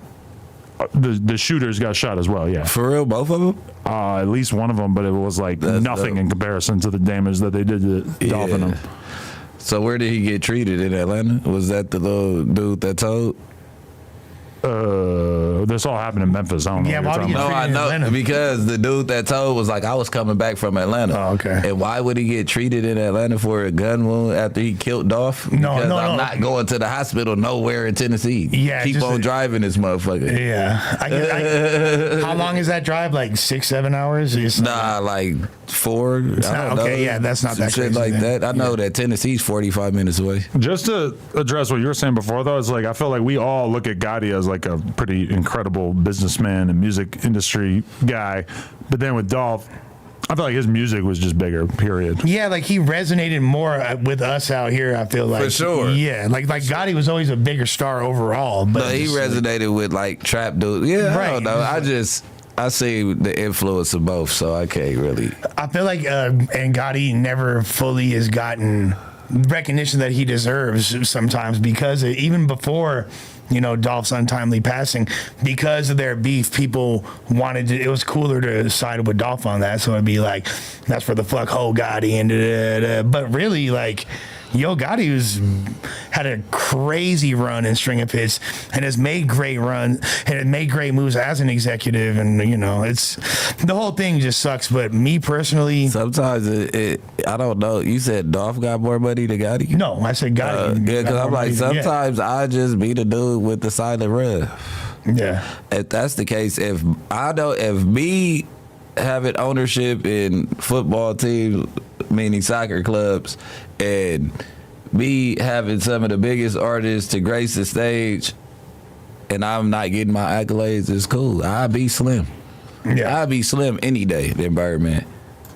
to be behind the scenes and sort of ducked off. Maintain your privacy, maintain your safety, limit the liability. Yeah, I You mean, got to think, Slim can still go out without a security guard in certain situations. Yeah. You get what I'm saying? Like, Birdman don't even have with that us luxury. seeing him, like, that's Birdman brother, but that's Birdman brother who don't talk. We don't know nothing about him. You don't wear jewelry or nothing.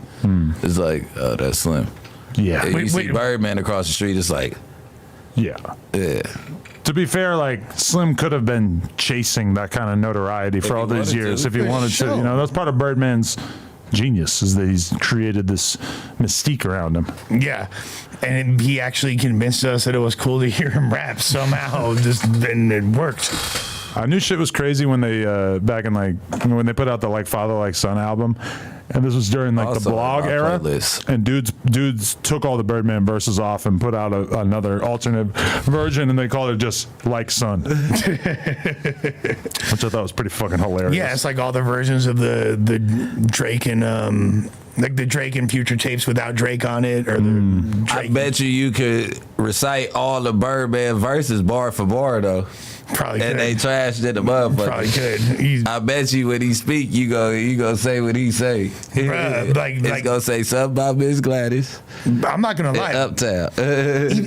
Big Timers is even crazier than like Big Timers. What?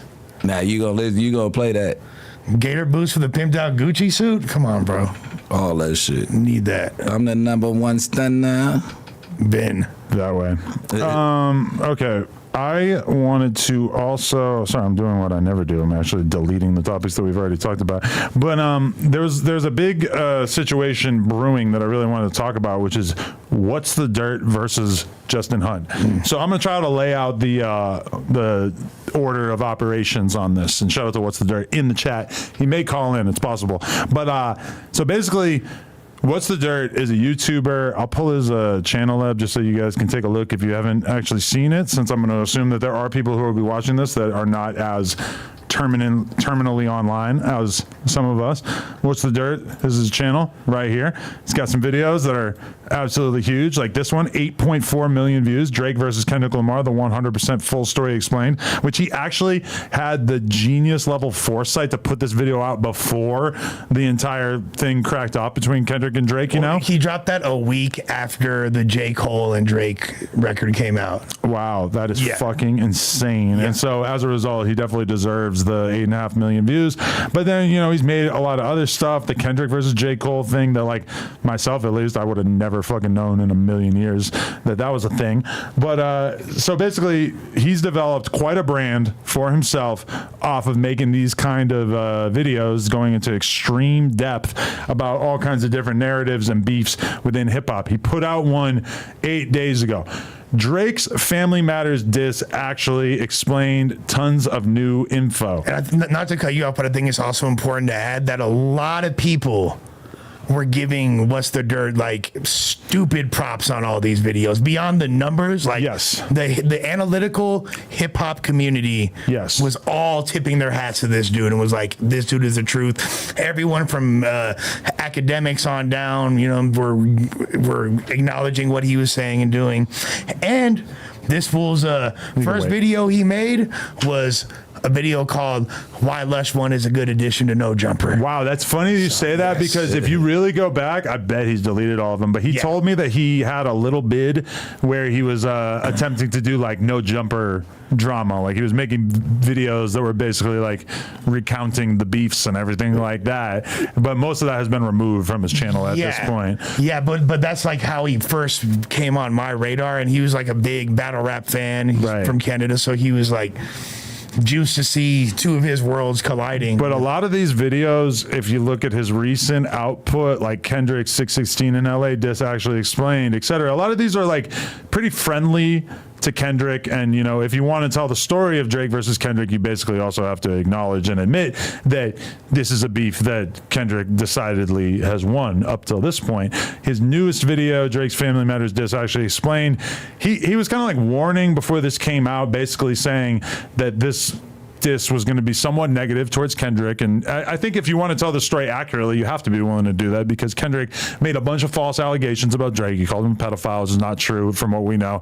He called him, or he accused Drake of having another secret child. We've never seen any kind of information to back that up. So if you want to do an update on the beef right now, you kind of have to acknowledge that there's a bunch of bullshit. Right. And also on top of that, I think he went into some detail. Honestly, like this red bar here is actually accurate. I think I made it about 30 or 40 minutes into this video and gave up because it was just a little too in the weeds for me. I would like to actually get back into it and finish it. But, basically, like, he's kind of like saying a bunch of stuff in this video that came off as anti-Kendrick to some people. So one person who made a video being critical of it, let's bring up an image of him at the very least, just for the people out there who don't know who I'm talking about. But Justin Hunt is a hip-hop journalist who's been doing his thing for a long time. I know he's been on the podcast, but I honestly can't remember who. He was on to work for Hip Hop HD. DX. Yeah. Yes, DX. Dang, that's crazy. He was like the main He's dude. a big blogger now? Yes, That's crazy. He's a YouTuber and shit now, but he's been like writing for publications and shit for a long from time. back then. But what I mean, a YouTuber now. Yeah. That's crazy. So Justin is a good friend of mine too. I watched the video, but I didn't even know he was talking about this. Oh, yeah. He took me. I did the rooftop freestyle like Yeah. I did 2013 or some shit with him. I think I have the worst Hollywood freestyle of all time, actually. But so I've been homies with Justin since then for like 11, 12 years, whatever, and he's always been super solid. That's why I hate that this exchange occurred, because I fuck with both these dudes heavy. But right. But so okay, Justin Hunt makes a whole video where he basically takes aim at What's the Dirt and his analysis, and there's a bunch of different like things that he took issue with, but at least one of them was the fact that What's the Dirt in his video said that he believes that part of the reason why Drake said the N-word 37 times in the song was because he's 37 years old, and Kendrick obviously is like kind of telling Drake that he shouldn't say the N-word or that it's gross when he says the N-word in the song. And What's the Dirt did the science and basically said that in his opinion, he thought Drake went out of his way to say the N-word 37 times to represent his life. That's so deep. One per year. Now, that's how long a nigga been living. This is the kind of like over analysis. A lot of this analysis has been critiqued throughout the entirety of this whole thing. And to be honest with you, like, have you ever known of a black person to count their N-words ever? I was just about to say that. I was about to say, you might get nigga in 2 bars from me, depending on the bars. Right. I feel like black people just, the N-word is like a nice placeholder in sentences, but it would be shocking to me if you told me that you had ever counted the number of N-words you had used in a song, in a podcast, in anything, because it's just, it's such a non-thinking thing to the average black person, you know? Drake counting words in his verses at this point in his career is crazy. Even that would be very shocking to find out that any rapper had really counted any number. Well, and that's I'm the say, thing. nigga, 37 times. Why?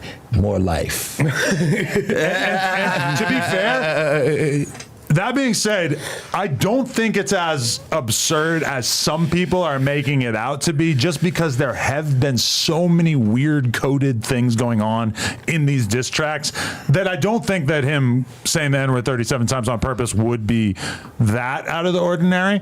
And to be fair, that's just like one thing that Justin chose to really hone in on. As you saw, it's a 2.5 hour video, and that's probably like 2 minutes of it is him breaking down the 37 N-words thing. Now, Justin absolutely roasts him, destroys him. To be fair, was not super nice, was kind of, ridiculing him for his take. And obviously, just What's the Dirt being white has a lot to do with how people are perceiving him in this whole thing. So What's the Dirt reacts to Justin's video and basically kind of like laughs at him / like really goes in on Justin.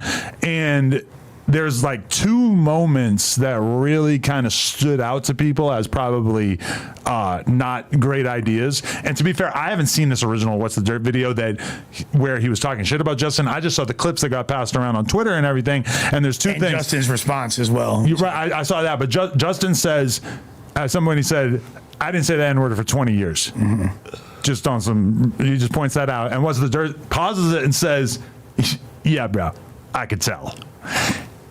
Not great. 100%. You don't really want to be the white person who's kind of like grading blackness or like grading how much. Yeah, what kind of black guy you are? Because to be fair, Justin, Like, that nigga don't use nigga. you can kind of tell from these photos and shit that like he's not exactly like pulling up to the function with the blick out and having a blunt hanging out. You know, he's presenting as what he wants to be considered as, which is a very educated hip hop journalist. You know, he doesn't dress, he doesn't talk crazy. Well, he grew up in an area that's predominantly white. He has. Where's he from exactly? I believe, I could be wrong. Correct me if I'm wrong, Dirt. I believe he's from Nova Scotia. Holy shit! You know what I'm saying? Oh, what's the dirt? Yeah. Yeah. Okay, I thought you were talking about Justin. No, Yeah. Justin's from Carolina. Okay. Yeah. But, Yeah, he for sure don't say nigga. and then there's another moment in it too But he that was I saw raised- clipped where what's the dirt says he calls him a Carlton.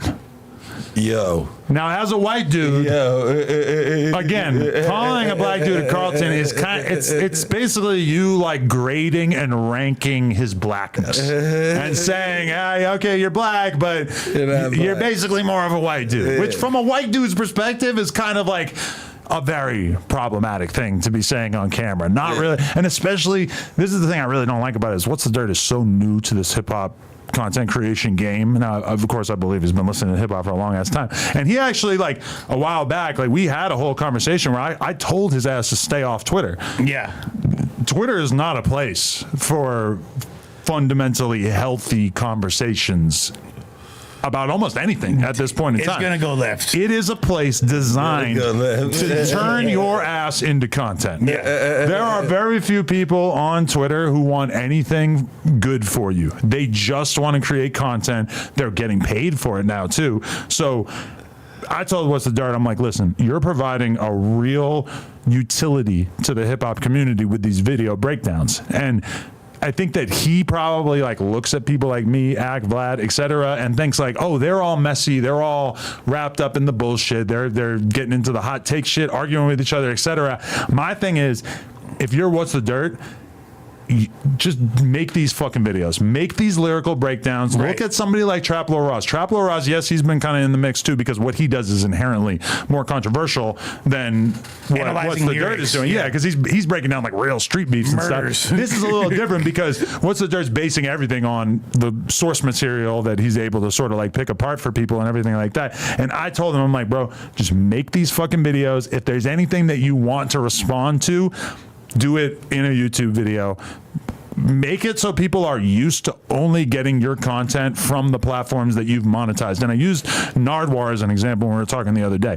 Nardwar is generally like probably one of the most popular hip hop interviewers. He does what a lot of us do, but he does it in such a way that he doesn't get the hatred that so He's many the of us absolute get. GOAT, let's be honest. But okay, why do you even say that? I don't think that his like output is GOAT status in comparison to a lot of other people in hip hop. I think that the platform he's created is so pure. You never had a Nardwar controversy. You don't really know that much about Nardwar. And as a result, people will give him the GOAT status even if realistically there might only be a handful of Nardwar interviews that are really making a shitload of noise in hip hop every year.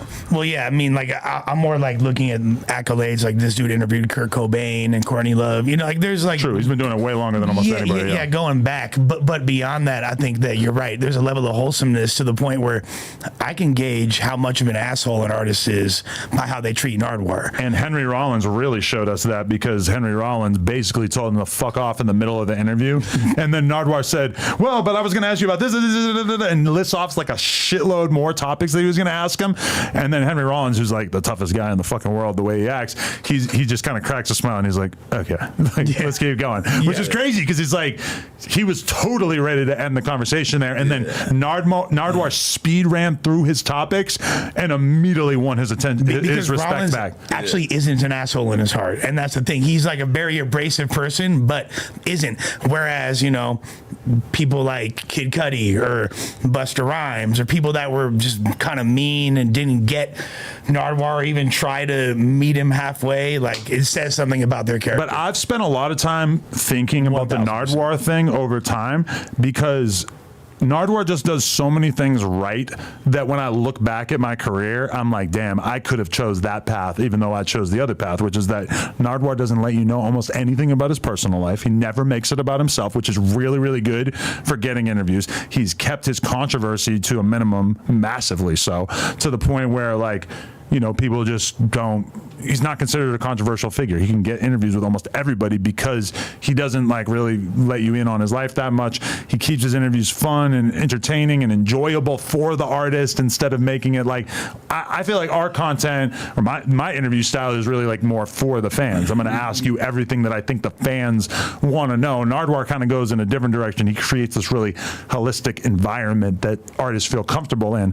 And I that was kind of like my advice to What's the Dirt is like, you don't have to be messy. You're providing such an important utility to the community that you could be a beloved figure without having to jump into the swamp, you know? And What's the Dirt kind of breaks it down in his video where he does like a response to Justin, which I would recommend everybody go watch on his channel. But he acknowledges that he's a little bit of a hothead, that he sometimes gets angry about shit that people are saying about him, and he'll fucking kind of jump off the deep end and say shit that's rude or overtly aggressive, and he knows that he has an issue with that, and this was an example where he kind of like just let loose on everybody. Well, it's like, especially like you said, when you're feeling yourself with that momentum and then you kind of just get lost in the sauce of the moment.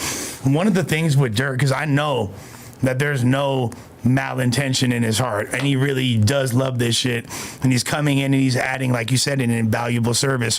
Certain things that he focused on, I think people had an aversion to, and hopefully he just uses that as a catalyst for learning moving forward, and doesn't, because he said in the video like, oh, this might be my last YouTube video for a while. I hope that's not true. I've been talking to him about that, telling him, because you gotta, like, when somebody's going through their first public cancellation, you have to encourage them to sort of like keep things in perspective, meaning like, yes, this is bad. This is probably the worst thing you've been through career-wise and everything. And I know it feels insane that if you search What's the Dirt on YouTube right now, you're going to find like 30 different videos that people made about you and shit. But at the same time, every single person in hip-hop media has been canceled worse than this. Yeah, bro, that's Charlamagne has gotten it worse than this. Think about me, Ack, and Andrew Callahan have basically got hit with, allegations of the sexual kind and have all basically just persevered through it. You know, it's like Charlamagne too, Joe Budden too. It's like everybody's been through way worse shit than you saying something rude to a respected black journalist in hip-hop. You know, didn't even say the N-word. When you really think, when you put it in context like that, it's like, this is a drop in the bucket. Bro, it might feel bad right now, but it's nothing compared to what everybody else has been through. I don't see why he's stressing out. I got more negativity for not fighting Flacco than you're dealing with right now. Like literally, to keep it in perspective, I think one thing that people had a really strong aversion to, because objectively, Justin did destroy that video. Like, you know what I mean? Justin's video was crazy, and he kept bringing up, What's the Dirt? When he was like talking about Dennis Graham or whatever, and trying to, I guess, he traced his genealogy. Yeah, so he's like, don't worry, I traced Dennis Graham's genealogy. He was, in fact, Drake does come from slavery. He's a descendant of slavery, which, I mean... What's the Dirt said that? Yeah, he did the science and figured that out. He basically, did his 23andMe. Like, I respect the dedication, but that is so smoked out. Like, but, okay. But I know he didn't mean it in a bad way. Chill, even that right there, though, that's an example of something that were a black person to have done it, nobody would have thought twice about it, right? No, well, probably not, but still, it's like, I think people could look at Dennis Graham and be like, oh, he's from Tennessee. Yeah, okay, he black.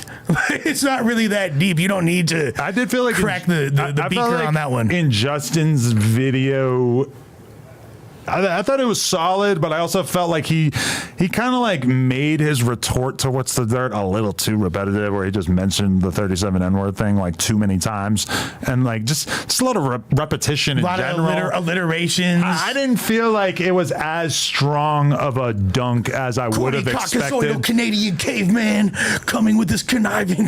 he like kept doing that shit. Like, was he? He had alliterations throughout the whole video. Okay. Well, either way, I felt like What's the Dirt did the right thing, though. He came out and he issued like a whole new video where he basically like apologized sincerely to Justin. I don't know exactly where. I don't know where Justin is at in terms of his willingness to accept this apology, but I do know also that behind the scenes, there's other people in the hip hop media world who are kind of upset with What's the Dirt for apologizing, because it is true that if you're in the public world, if you're in the media, apologizing quite often does not have the effect that you would like for it to have. You'd like for everybody to listen to your words, take you seriously, believe what you're saying, and forgive you for your prior actions. But I think in reality, when you apologize, a lot of times it just kind of like shows people that it comes across as like weakness. It comes across as like, look how easily affected he is by this bullshit. Maybe we should hammer on him more. And it also like increases the lifespan of the story in general, because it gives people so much more to sink their teeth into. They're going to do dissections of your content that are probably not going to be friendly, where they really pick apart your apology and try. It's such a tiny percentage of apologies that get viewed as like, oh, that was a good apology. That shit wasn't even racist, though. Like, when you talk about counting the N-words or the Carlton thing, the Carlton shit, neither one. It's not that crazy. And then like saying, oh yeah, of course, like it's only stating the obvious, though. It's just that it's coming from the white man's perspective. So now all of a sudden we like keen into it, like, and put all these emphasis on top of what he said. And it's like, hey, he said some shit that some niggas at the table would say if they was looking at Justin's work. And I cool with Justin, so I'm just saying straight up, like, we'll be at the table like, come on, yeah, of course you don't say nigga. Like, what the fuck are we talking about? Okay, and I guess I agree with you that if we were all kicking it on like off camera, yeah, I can kind of imagine a world in which, in context, not me, Lush, I could imagine Lush calling him a Carlton in a context that's very specific. We're having a funny fucking conversation, and having it not be the end of the world and having it be viewed as funny. Bro, I have rap battles where I've said that to people where that's like the highlight, and people like, right, and it's all about context, because in the context of a rap battle, you can really say a lot of shit. Exactly. And that's just like him counting how many sliders somebody's team has. There you go. On this song, like, oh, he's a fucking square or a white boy that's not supposed to be in the culture. Like, who are you to talk on who's sliding and who's not when you don't have no hats? Right. Like, you know what I'm saying? In a different form, but nobody's making a big thing. You know what I mean? I don't know. I watched it. If you didn't say nigger and didn't say no crazy shit, you got some shit that you shouldn't have spoke on, but like, it's not the end of your life. He just got a little too comfortable too quick. That's it. And it's because people were revering him so much. And I think I speak for most of the people like me when we say that. Like, and I don't know if we were even tapped in until now. And that's the problem, though, is that people like you have no fucking clue about this story taking place. Yeah. Because this is it's not attention getting enough that it would make like a logical academics post. They're not posting this on World Star.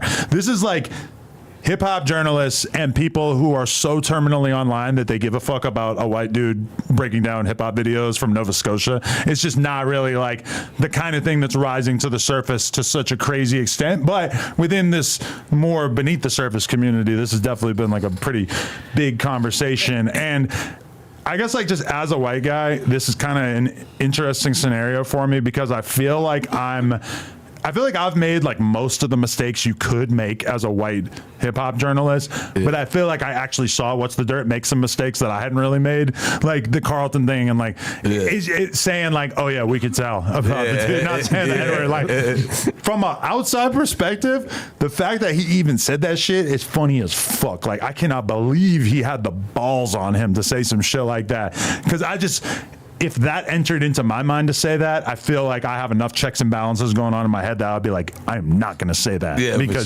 they're going to fuck me up if I say that. But I think what you said fucked up enough.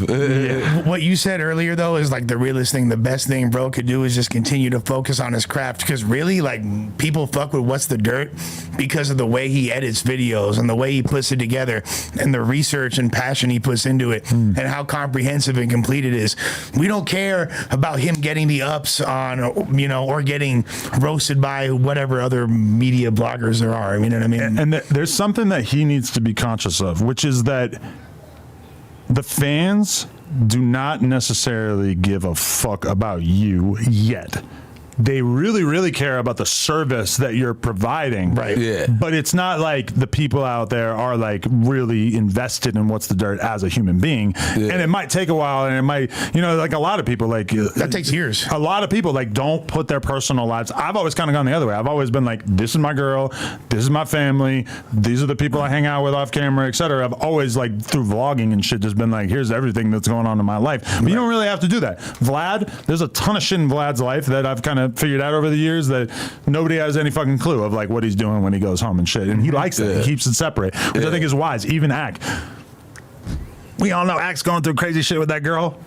He mostly keeps it off camera, It's like to the extent that he's capable of keeping it off camera. He doesn't talk about it because he knows he's getting 40,000 live viewers from doing really, really good, much like What's the Dirt, from doing really, really good breakdowns of shit revolving hip-hop beefs and whatever's going on in hip-hop. It's like him talking about his love life it's just going to attract a much, much smaller audience. So it's wise for somebody like Vlad to keep certain shit off camera, for me to keep certain shit off camera. Like the realization that I didn't want to show my kid on camera anymore was like a huge weight off my shoulders to be like, wow. Yeah. So there's this whole part of my life that's incredibly important, and I just don't even have to share it with anybody. It can be totally from another fucking planet that none Digital of these people get to involve in. Yeah. 1000%. But also, like, the craziest thing about this whole exchange to me is the fact that this fool, What's the Dirt, preface it all by saying, I'm not going to even make a YouTube video dissing you. I'm going to keep this on Twitter because I don't want to give you the clout.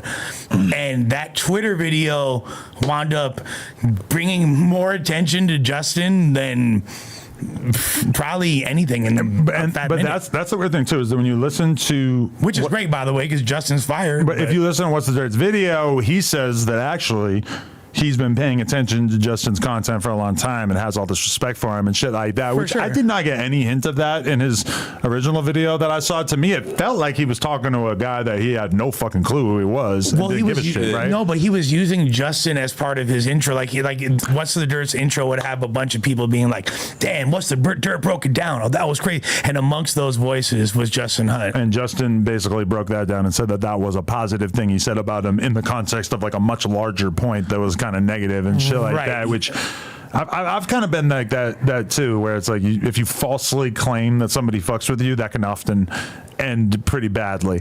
But either way, yeah, like with Justin, or excuse me, with What's the Dirt, it's like my advice to him is just keep shit moving. You should be putting in double time to get your next video should be a fucking masterpiece. And you should drop that shit. And if it's really as good as we all know that you're capable of, that will easily help you glide right past all this shit. And I think it's smart for him to honestly issue a meaningful apology to Justin. I think that was the right thing to do, because if you actually like, all right, that's my bigger point is like, if you're a public content creator and somebody you respect disrespects you, you don't have to just turn into like Mr. Disrespectful and just go in on them. You could actually just be like, listen, I respect your shit. I'm not going to like take personal shots at you, or I'm not going to attack you. I respected your content before you disrespected me, so I'm going to just not, up the tension. You ain't got to kick the candles. Exactly. You don't have to like take it to another level of disrespect. You can actually just be like, there's people who've disrespected me in the media space where it's like, I respect them enough that I don't want to escalate things. I'm going to actually respond to you and try to have a measured conversation. Now, if you keep disrespecting me over and over, then I guess at some point I'm going to have to jump out the window and say whatever the fuck it is I feel like saying. But you don't have to do that. You don't have to fight fire with fire. Yeah. No, I think... just imagine them going rogue after that. just like, doubles. I don't give a fuck. I said what I said. That would have been fire. That's what I'm saying. He would have been like hotter. For sure. For sure. For sure. And still dropped the video the next day talking calm and shit. I mean, yeah, I don't know, but I don't know. I guess I'll leave it to What's the Dirt that he could call in if he has anything he wants to say to us. I did see him in the chat before, but I don't know if that's Shouts to both them fools. You feel me? Shouts to What's the Dirt and Justin. Yeah, the streets will never be the same after this beef. right. Well, I'm pretty sure that Justin's like response to What's the Dirt got like 10 times as many views as he typically gets on content. So No, that's what I'm saying. It definitely, even though he might have felt disrespected in the whole thing, he probably also is getting a stimulus from all this. So Justin's came a long way. That's crazy as hell. yeah, he has. Because it's like, Yes. I remember his hustle was like, just give everybody that's like got a little bit of flame their first shot. Whoever gets on, keep the relationship. And, you know what I mean? Nah, for sure. And I A mean, lot of people get fucked doing that though. I actually cannot figure out. Oh, this is it. Yeah. Yeah. Primarily, this is Andre where I'm at Truth, yep, on the that's Andre right. Truth interview. Yep. Shout out Andre Truth. This is a good Yep. one. Okay, that makes sense. that is why he was. True. Got it. He used to be here a lot. Who he used to be with Andre Suicide? Truth? No, because he was doing the news and shit for a little bit. Yeah. All right. Okay. Because I was just Justin might have done it at one point too. Wait, I don't know. He did an interview for Vlad recently. Justin did. Justin yeah. was the guy behind the camera. Justin's always like doing freelance, like he'll like write articles for BET and all kinds. You know what I mean? Like he stays in the mix with it. Definitely. Okay. I guess we should probably just play this audio. You don't got to show the screen. Hey, do my boy be going up right now? Hey, I see a few of y'all in here too. I'm looking at my chat, man. Shout out to chat. Kylie Snipe. Yeah, fuck with it, man. I fuck with y'all, man. If y'all ain't real back on Fig fans and y'all just fucking around and y'all just saying that, we just gonna cancel you up out my shit though. But I fuck with her, you know what I'm saying? And I fuck with that. Yeah, Kylie Snipe, you can't do nothing, you feel me? Niggas is grooming billionaires. Yeah.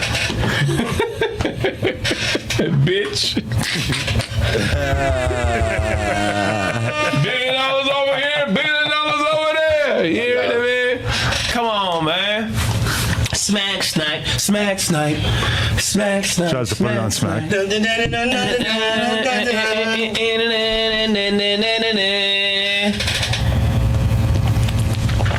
I kind of wish they could see it because holy shit, his whole like body language and shit, awkward- the way he's gulping down the liquor and shit is just like, whoa. What the fuck just happened? Now, I would just like to make this clear.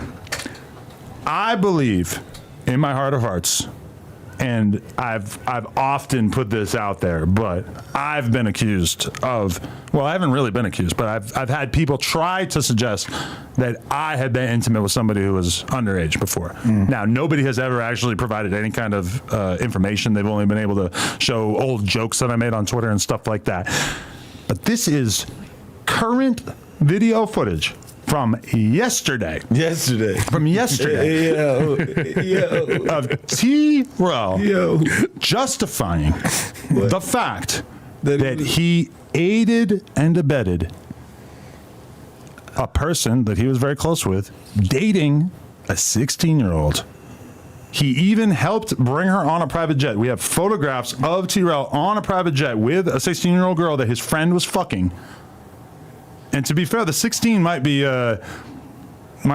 generous, because I've also seen people saying that this relationship may have started before this person. Tyga might have performed in Rack City at her bat mitzvah. You feel me? Like that's where they met. I've kind of like seen it suggested that this relationship could have started before 16, which is really quite wild. It's alarming.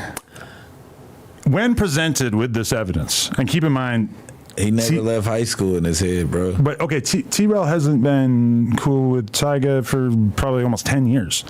Yeah, it's been a minute. Huh? And when presented with this, his reaction is not, you know, if I put myself into like the PR guy mind state, like what should you say? You should basically say as little as possible. Yeah. And you should say something like, listen, I don't know what the fuck he got going on. I had anything to do with it. Yeah, I'm for sure putting it all on him. For sure.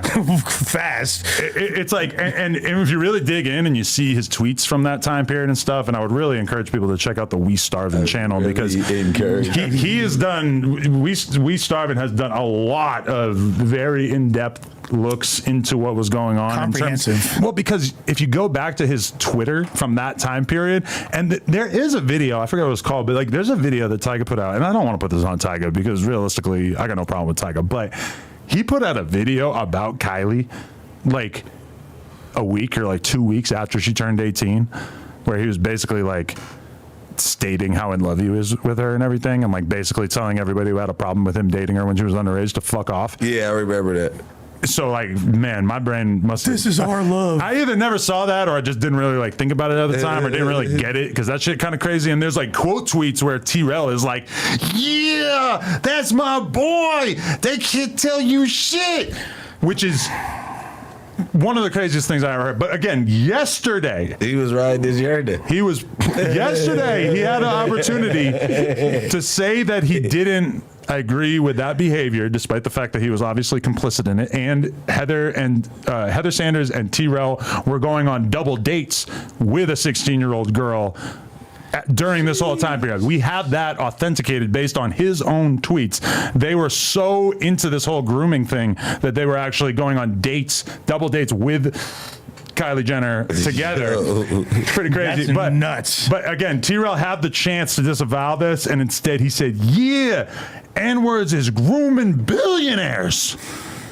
I feel like, this is just me being straight up honest, I feel like it's wrong to sleep with a 16-year-old even if she goes on to become a billionaire. Well, yeah, I feel like almost anyone would get that. That's pretty fucking obvious if you ask me. I'm not trying to be Mr. Morals or anything over here, but to me, the amount of money that they have or will go on to make is irrelevant. like the power dynamics and all that insinuates are just so twisted and dark. I want to just give a shout out. Like my daughter about to turn 16. I want to give a shout out to Jay Electronica. His daughter is probably not 16, but like getting close to that. So it's kind of disturbing to think like, oh, would he be okay with his own daughter dating a grown-ass man as long as the grown-ass man had money? That's the thing. I'd like to give a shout out to Jay Electronica, who knocked him a Rothschild bitch. You feel me? One of the most powerful, richest, multi-billionaire families in the world that make the Jenner Kardashian empire look like peasants in comparison, to be honest with you. Mm-hmm. Jay Electronica knocked one of those. She was of age, and they he first generation billionaires. Exactly. Though. You got to put some respect on the Kardashian family. Shouts to them. Shouts to them. With that being said,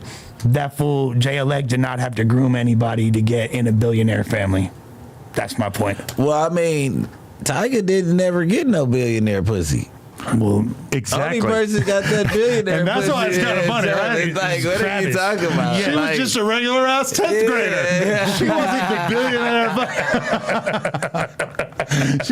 Nobody could have guessed that she would have gone on to start $1 billion company at that point in her life. Let's be real. That was like 10 years ago. Yeah, she was a sophomore at Harvard Westlake. Niggas, that shit creepy. But when it was going on, I'm like, they just letting this shit happen. Right.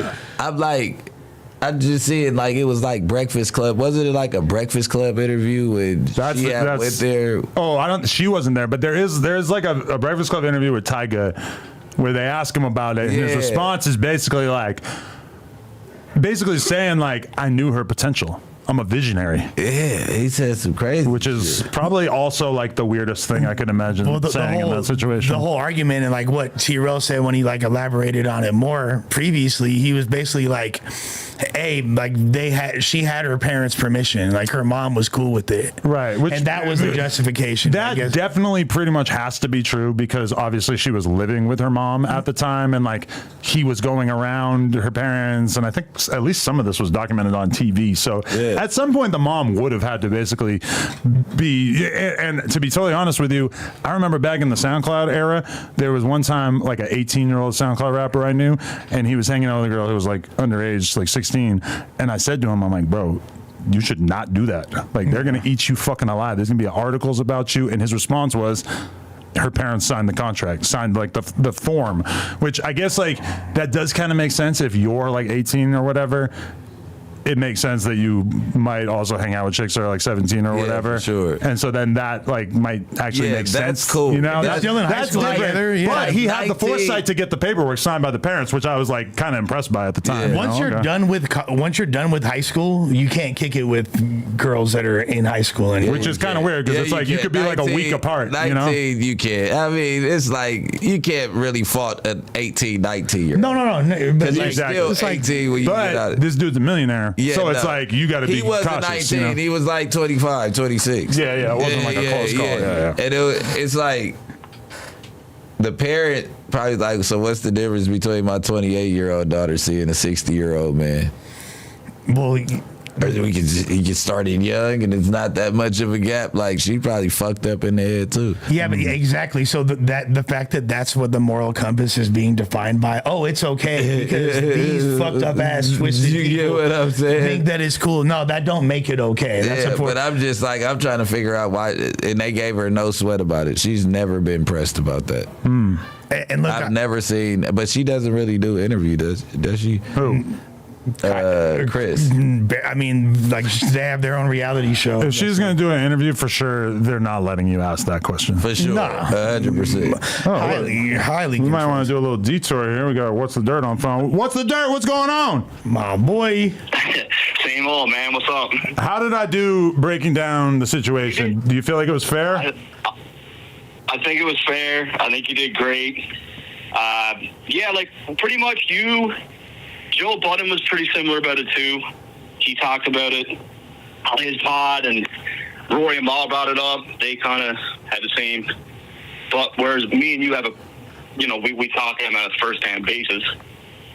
You were able to give me a lot of advice. You know what I mean? So No, happy to do it because I know how hard it is coming up, especially being a white guy in this media space. There's a lot of negative narratives that even somebody who is highly fluent in the media would maybe not see coming.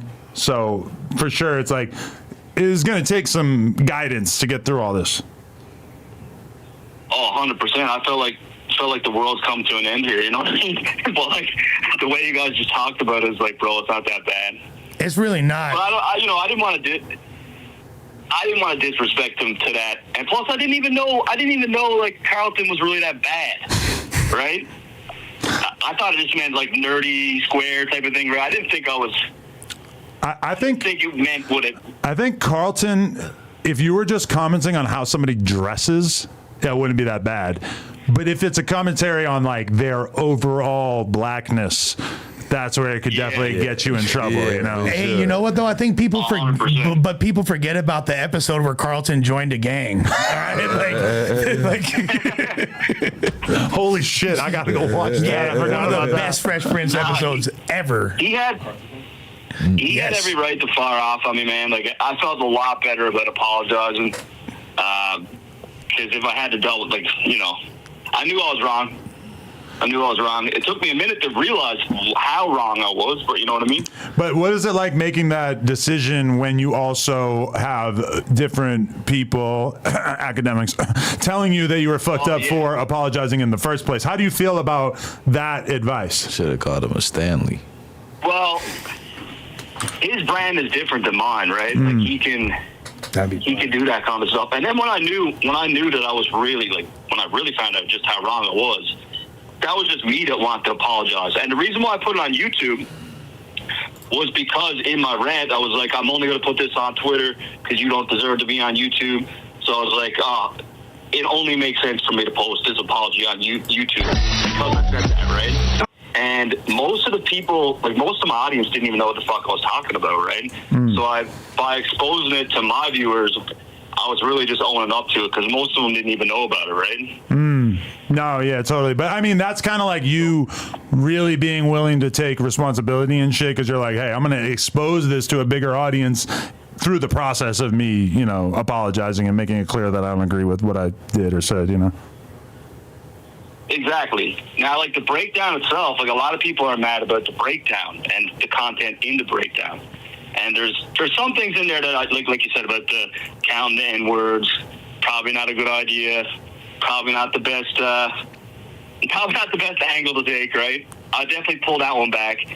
But there's other stuff in there that I wouldn't change, right? There's a lot about that breakdown that I would not apologize. And I thought counting the N-words, I mean, it felt like you were coming from a fair, objective place because you didn't say, and that's one thing I kind of took issue with in Justin's video is that he made it sound as if you were saying that all these things are factually evident No, things. just his observations. You qualified the fuck out of your statements and said, listen, this is my best attempt at approximating what was going on in this song. And some of these things maybe have a 5 or 10% chance of being true, whereas like other things are blatantly obvious. I'm curious, what's the dirt?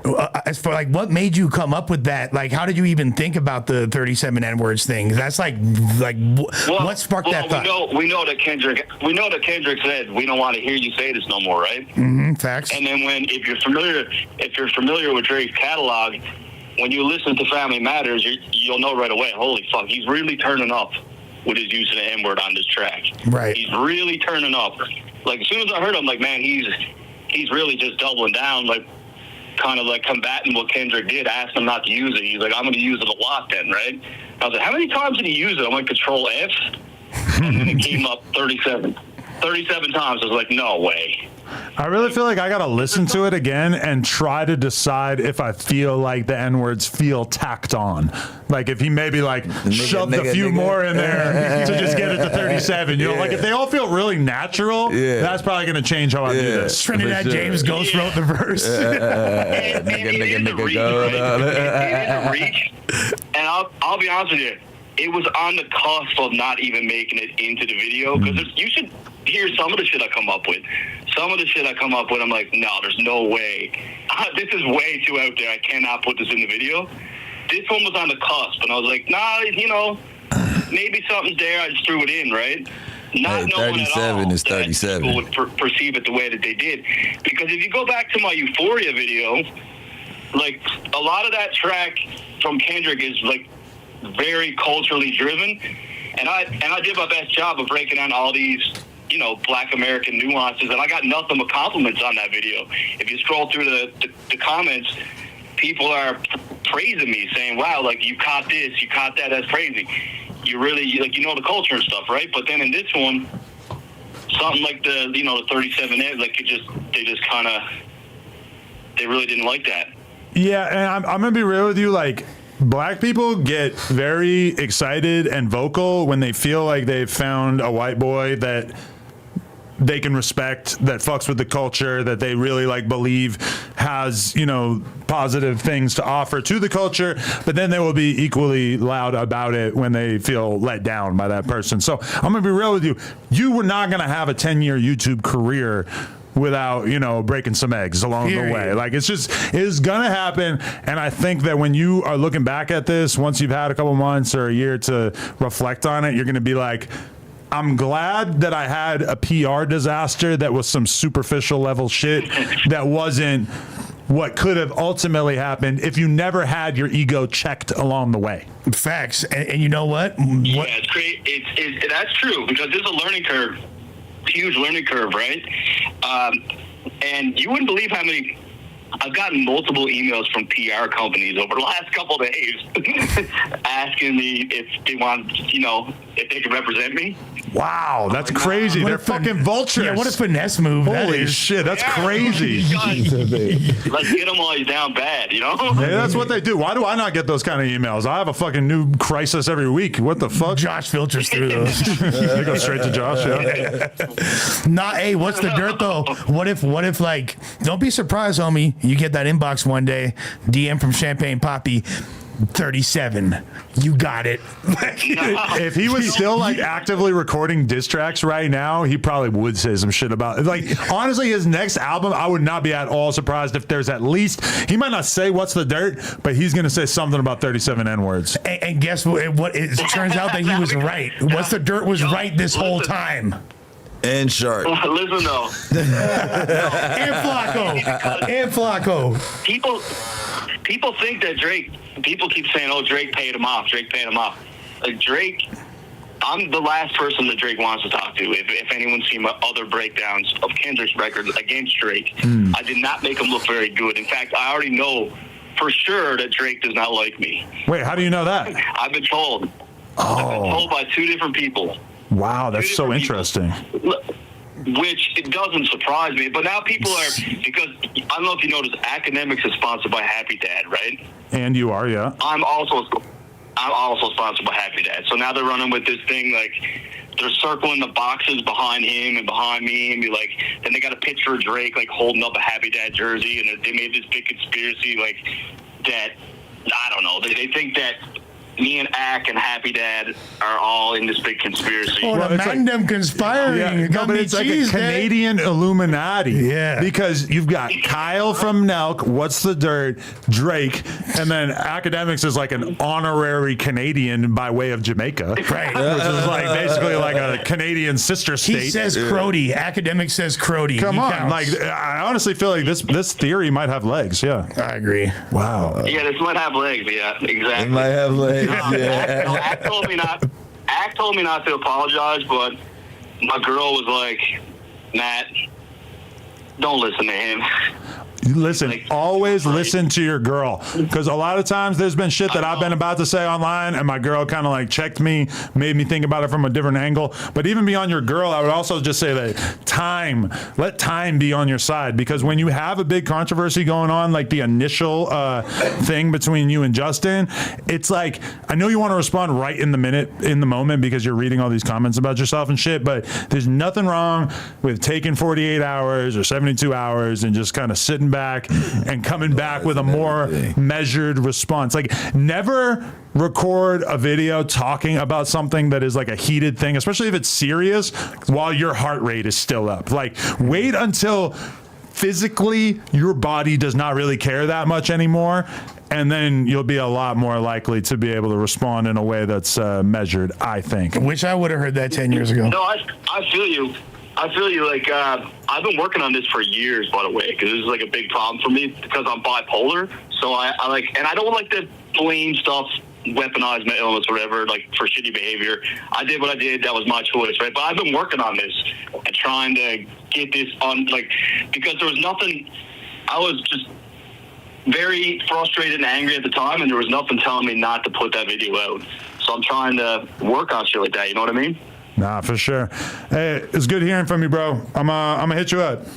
All right, gang. All right, bro. Peace. Much love. All right, bro. This just came to our attention. What's this? It says, Yeah, Cruddy. look at this. X4 posted, at Bag on Fig, keep my name out of y'all mouth before I come up there for an interview. And then what's this say? Off on Fig? No, but does it say back? Yeah. Oh, he wrote it in money. Buttons on the top. Okay, like right here. No. BAC. Oh, but he just wrote BAC. Yeah. Ah, Yeah. interesting. Before.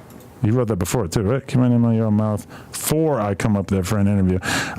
He was tweeting some others. Does this feel like a play to you? Well, no, so they had initially responded because this all started from the Dijon screenshot and DM when Right. So X4 DMs Dijon and is like, yo, so you don't fuck with no jumper, why you over there with those guys, LOL, whatever. And then Dijon responds, oh, I think it's better to be at a black owned platform than over there with white culture vultures or whatever. Which is weird Adam because saw that. he was perfectly happy to work at a white-owned company up until the moment that we didn't pay him off when he attempted to fool us into believing that he had been shot, which I think at this point, there should be nobody left that actually believes that this dude was shot, okay? And honestly, I got nothing against Dijon personally whatsoever. Besides that he lied about getting shot, trying to get a settlement. It's besides whatever I feel like we happened over can't here. ignore that, yeah. Whatever happened over here, like, but based on my personal interactions, was always cool. But we have to acknowledge the fact that this was a dude that was over on this white culture vulture platform, telling to black men that worked here, y'all are employees. Da da da da. And I guarantee every single month, Not bosses. when Dejan's payment hits the account every month, he wishes that he still worked for the white man's platform. Swifty Blue, what's going on? Hey, What's popping? It's a big old deal, fool. Hey, look where they at. They already in the trenches. Oh, you're with my girl. What the fuck?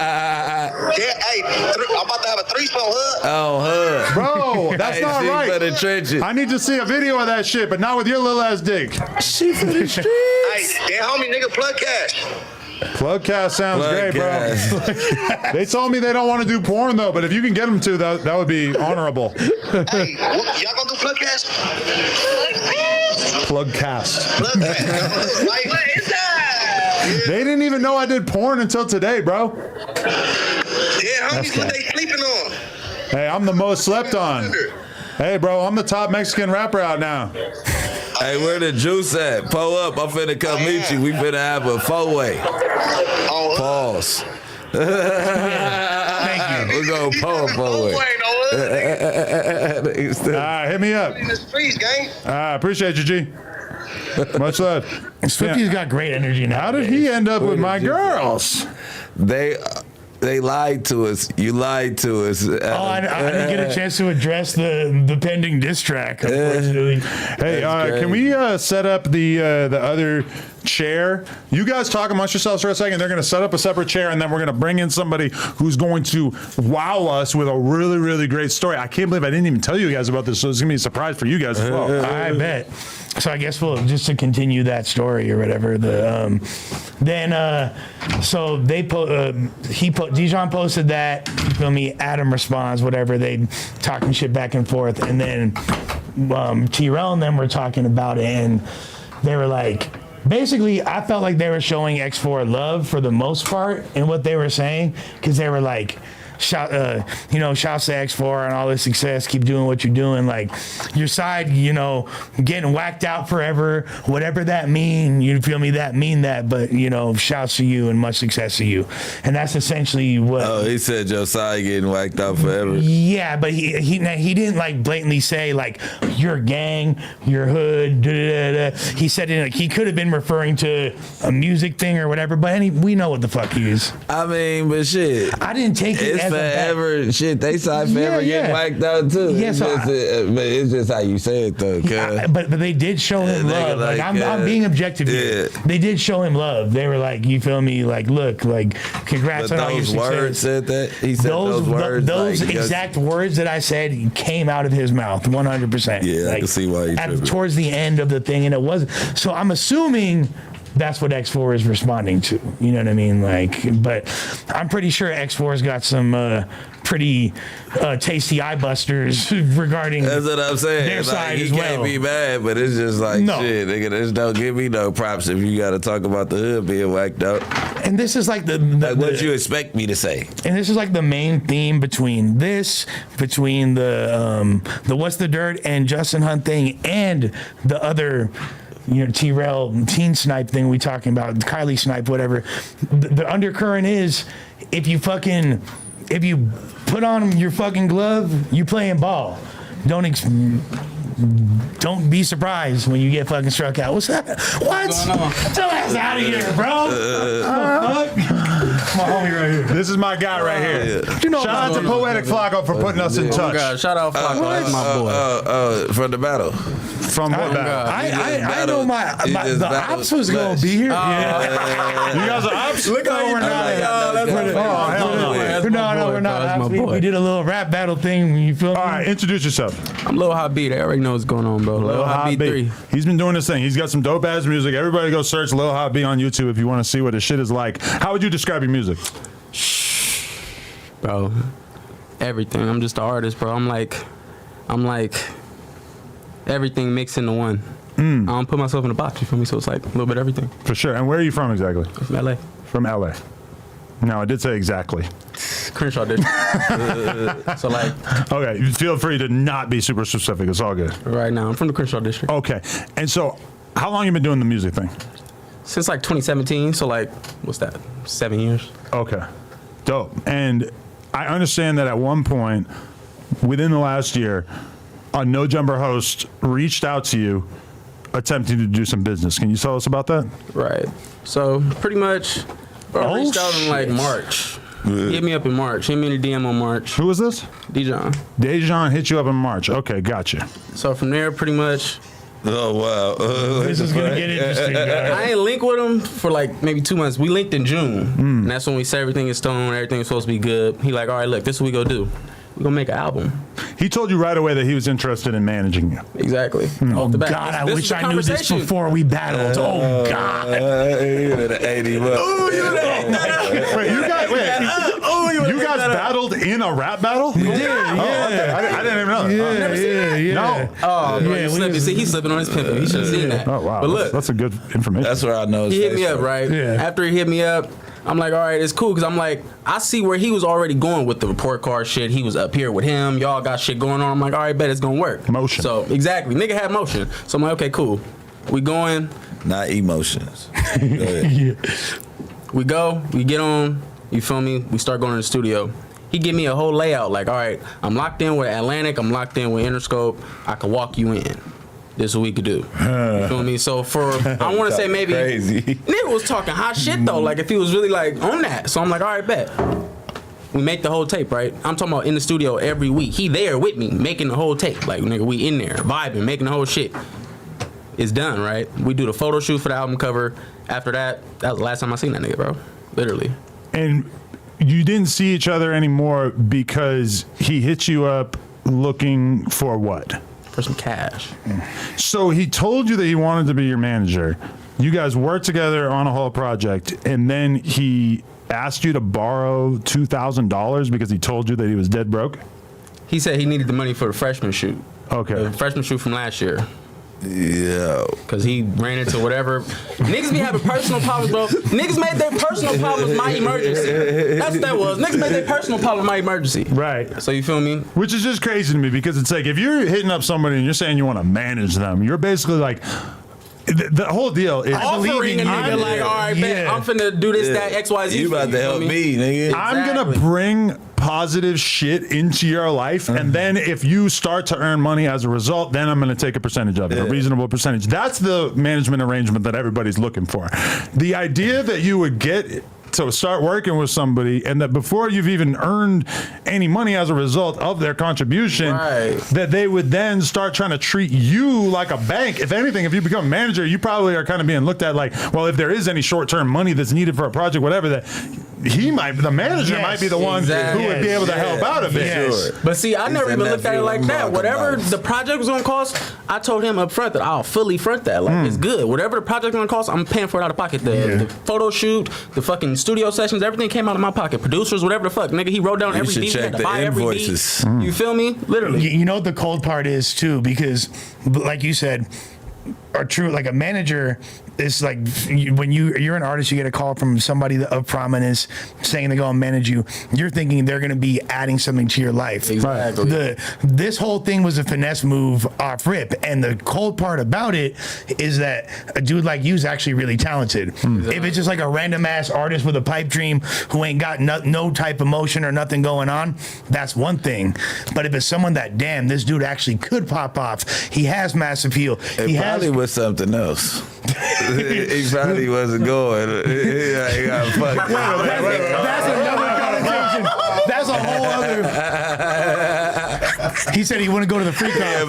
He not going to the Diddy party. He invited you to the we magic. wasn't going. Oh God, wasn't going. Thick Diddy. There's a lot of stories like that about Diddy that he would find an artist.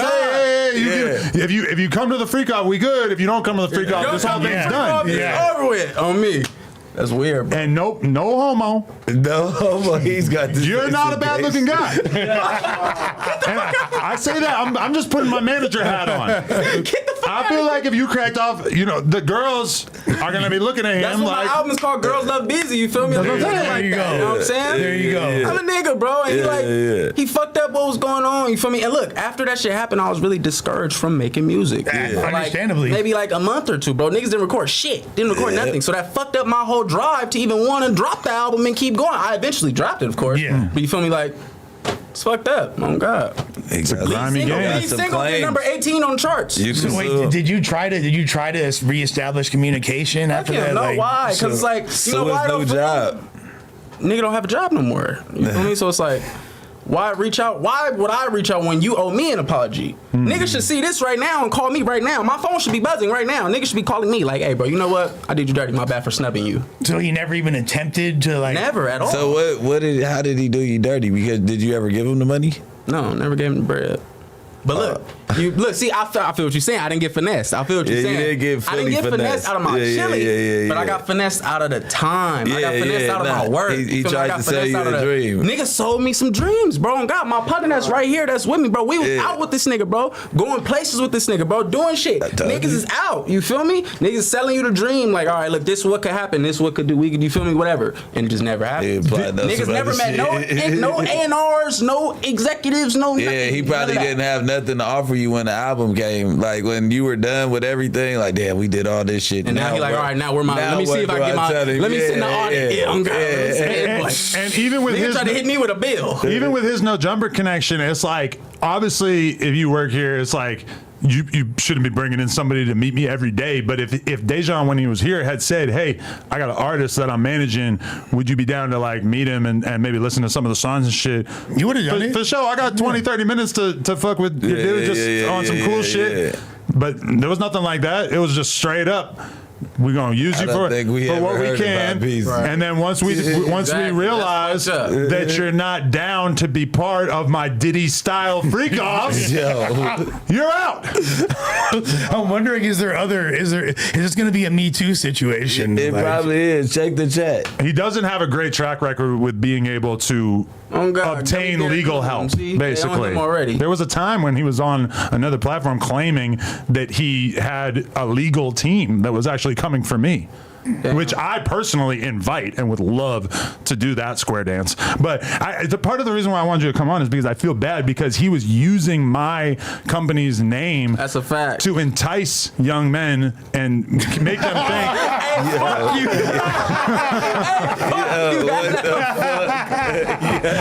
I'm not saying that you were ever a willing participant in anything like this. I'm just saying I think he might have had ulterior motives. How many people went for it? Entice is crazy. I don't know.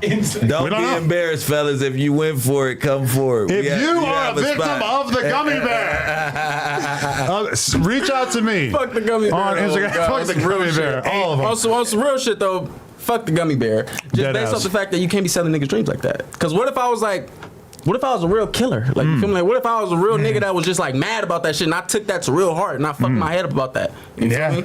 You was already in a fucked up position. You was asking me to do shit for you that I was like, you feel me, not trying to do for you, bro. Niggas was asking me for cars, trying to get apartments for niggas and all type of shit, bro. You was down bad, bro. And I had the plug to help you in life. You feel me? But you feel me? You know what I'm saying? You do dirty business. You can't do dirty business with me, and I'm you the nigga. You feel me? You trying to manage me, bro? How you gonna do dirty business with me? It makes me wonder if like the entire report card is compromised. Like if you could buy yourself a the report card's paid for. I'm gonna drop that right now. The report card's paid for. That's on my soul. The report card's paid for. How do you know that? Niggas is selling slots, bro. Niggas selling slots. What? Niggas selling slots for everything, bro. Niggas selling slots for that freshman list. Niggas selling slots for the report card. Niggas selling slots for everything, bro. And certain slots that's not sold is just his opinion shit. It's not shit that's really like the real shit that we should know. It's his based on his own opinion, bro. So nobody should really be tripping off this fucking report card. Honestly, I never even thought about that angle. That's real shit. But when you do look at that shit, it will be like 70% artists that you're very aware of that are like household names, and then there'll be like a chunk of them where they'll be like no name random nigga. Am I totally out of the loop that I don't know who that guy is? Like, right. Like, I'm not doing my job right. Like y'all niggas don't do y'all job right or something. Oh hell no, that's some grimy shit. So wait, you're telling me that the same person who faked being shot in order to try to get a settlement from his boss at No Jumper, the same person who tried to fleece an artist that he was managing out of $2,000 is also the same type of person who would charge for editorial favoritism on his beloved rap report card. It's a lot of LA rappers going to jail, Adam. And I think he has to fill it in somewhere. Now we have a media person who needs to go to jail. It's very Benzino-esque. Shit crazy. It's like Benzino meets Diddy. Wow, Gumzino. Shit fucked up. Wow. Gummyzino. That's crazy. Niggas can't support this. Yo, but wait, do you know anything? You were probably privy to like what was going on, or had you guys already stopped working together when he did the fake shooting thing? The shoot? You were already gone by then, or I've been still on God. Yeah. I would love to find some flies on the wall who could tell me about that whole process as well. That shit's crazy. I saw him with crutches and a bandage around. Why do we never? Yeah. We don't even talk about that. He went to a rap show in a wheelchair. Crutches on He got in a wheelchair and went to a rap show to basically try to like do. It was like a psychological operation on me to try to convince me that I should come out of pocket. Yeah. The wheelchair was supposed to fool me. Right. Did it have you? Gummy bear. I've been in these streets for a long time. You ain't gonna just pull the wool over my fucking eyes. I know what's going on. He's so distraught. He went to a hip hop show. That nigga wheeled around the show. He wheeled around the show. He was trying to On sell a purpose, slider oh God. too. Shit, how you trying to? His lawyer probably told him to do that on camera. Yo, dead ass. His lawyer probably told him to do that. Get caught on camera wheeling around. Like he was That's crazy. clipboard out on the local orders. You want to be on the report card? Right. Yeah. Hey, and you want to sue your employer? I got some scams for that too. Class action. I'm a master of that as well. He got the sauce. Crazy. Yo, Tap in. and what's crazy is that after all that shit, I was certain that nobody in the hip hop world would ever hire him again, because you have people like me, like Whack 100, etc., who have at least some amount of sway within the industry and who would be able to reach out to people and say, hey, don't hire him because he's going to try to rob you. And this, to be fair, this also throws tons of gas on the flames as well, to be like, look, this guy is a piece of shit and he will scam you.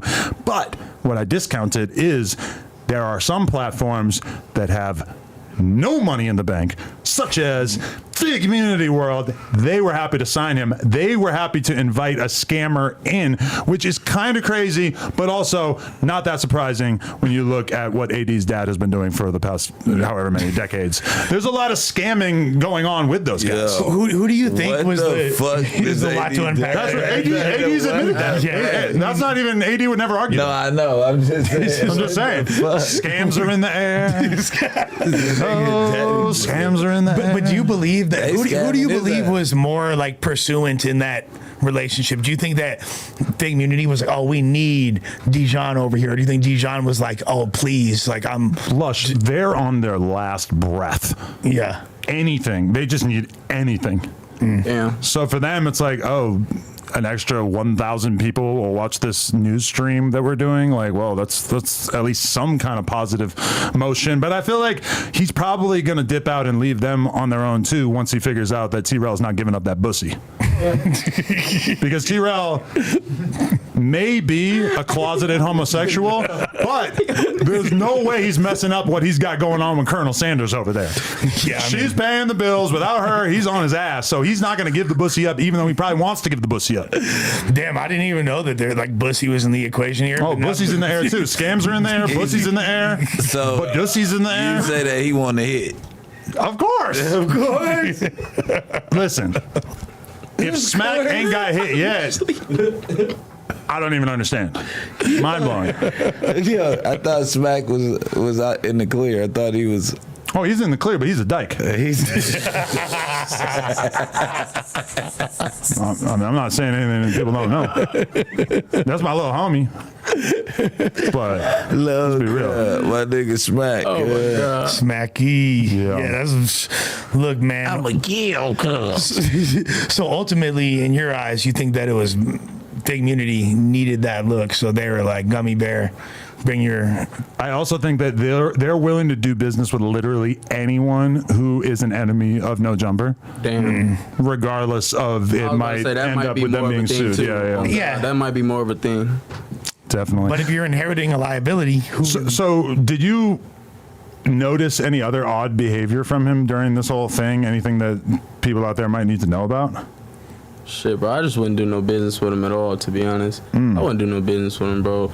He charged people absurd amounts for promo and weird shit, bro. Like, it's weird, bro. Like, these LA niggas that's trying to get on. These people that's actually trying to go somewhere. What's Even the if absurd amounts? He had a reasonable promo price. Niggas is charging. What's the reasonable amount? What you know? How much he charging a post? Niggas charging $500 for them report cards, for them grades, for them personal report card grades. Oh, the ones yeah, that be like, that's cool. That's a personal publication. You feel me? That's But cool. you feel me? Like But- 500 though? Yeah, Just for you to I tell thought you were niggas talking about the trash? post on his Instagram. Oh yeah, no. That's It's- like probably like what 25, 30, whatever the fuck. Yeah, that's cool. $50 Yeah. and under, shit. Look, I'm not like no-brainer. your value is determined by what you're able to get. So I'm not gonna. You feel me? I can't hate on it. Yeah, that's what I was saying. That's why I'm like, that's cool.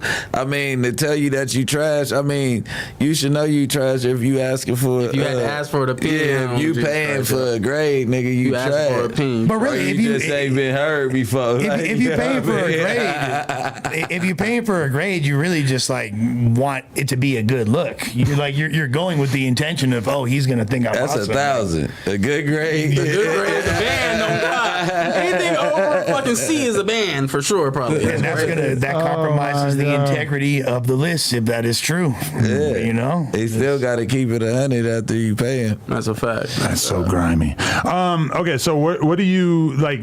Do you feel like your music shit has kind of stalled out as a result of this whole hiccup, or do you feel like you got back on track? I'm way on track, bro. I'm always on track. That shit just like hindered me, like, damn, like, you feel me? I thought I was going to Atlantic tomorrow. Now I'm not going to Atlantic tomorrow. So that's what fucked me up. You feel me? But we still gonna get there. You know we still gonna For get sure, there. yeah, But yeah. it's like, nigga, you know what I'm saying? You ain't have to do that. No, it just sucks. Like, you know, as for LA artists, looking at this as a beacon of hope, and that's not to say that he can't fix whatever hiccups he got going on. Nah, niggas can't fix nothing with me at that point, bro. I ain't gonna lie. Cause after today, like, niggas not gonna want to fix nothing with me anyway. So I don't want to fix nothing with you. No, and I mean, in a perfect world, nobody would ever want to work with him ever again, Exactly, and he and would that's be what I'm homeless and die.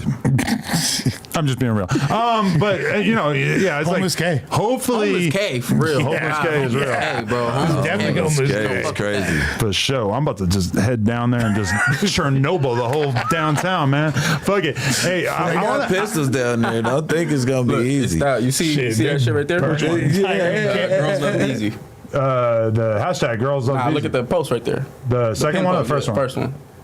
That's the album. Oh shit! Okay, this is the album cover. This is what you put together during your time working with the Gummy Bear. Literally. Wow. And he ain't reposted, didn't do nothing. Oh, didn't what? mention it, didn't do nothing. Did he This pick- nigga has credits on the fucking Did he tape. style you for the shoot? Nah.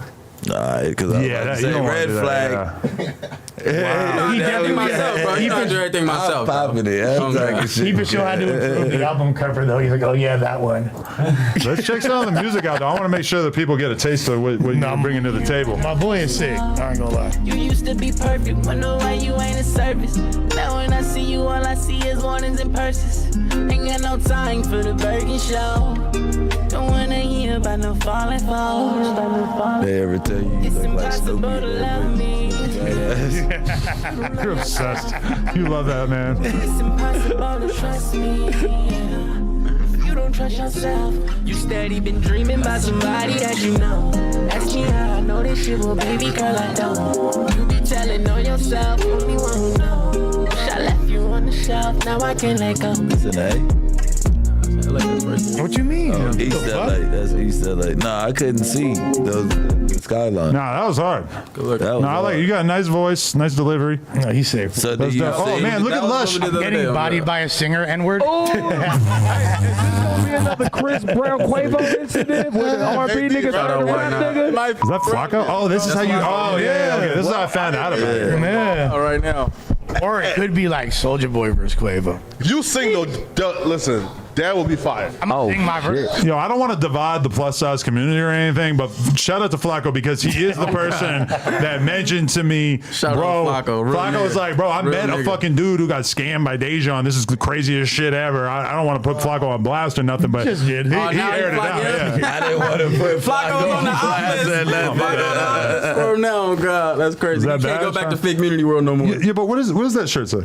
Damn. That's what I was. That's what I was thinking. It said. Q have. Y'all ain't seen this nigga team? Yeah. Oh, for real? Yeah. Nah, I didn't know Oh that. shit. Yeah, Okay. that's hard. Okay. You would rock that? Shit. You'd rock that? Fuck yeah. I feel like I might not. I'm gonna just not rock that shirt. Yeah. I would. it's a bit If I was aggressive. you, I would. You know what I mean? If I was me, I would. If I was you, I wouldn't. That's one of them type shirts. I feel- Is there anything else we should check out just to make sure that people know what you got going on and everything? Too close to certain streets. That's right there. Which one? Go down. Go down. Down right there. This one? Yeah. Oh shit. I gotta follow you too. Everybody follow Lil Hot B3 on Not now, but right now. Do that. Instagram. Yeah, Lil Hot B3. There we go. High quality music videos. Appreciate you, champion. Yeah, see, Gummy Bear seen this video and he was like, oh. Oh, he hates women? He killed a girl? Cool. I want the world to be all men. Oh shit, that was just the very, very intro. Okay. I was more thinking that, oh, bro, looked like he got budgets. Just go down a little bit more. The movie, what's it called? Might be down there. Let me see. Go down a little bit more. You got movies and shit. Oh God, I got like 3 of them. Shout out D. What do you mean movie? Well, you know, I do short films for all my songs. So. Oh, that's smart. Yeah. That's dope. Yeah. Go down. You gonna see it. It's down there. It's down there. Down there. Okay, look, there's one of them. But click the one with the mic first. This one? Yeah. Blood brothers, my blood brothers, these my blood brothers.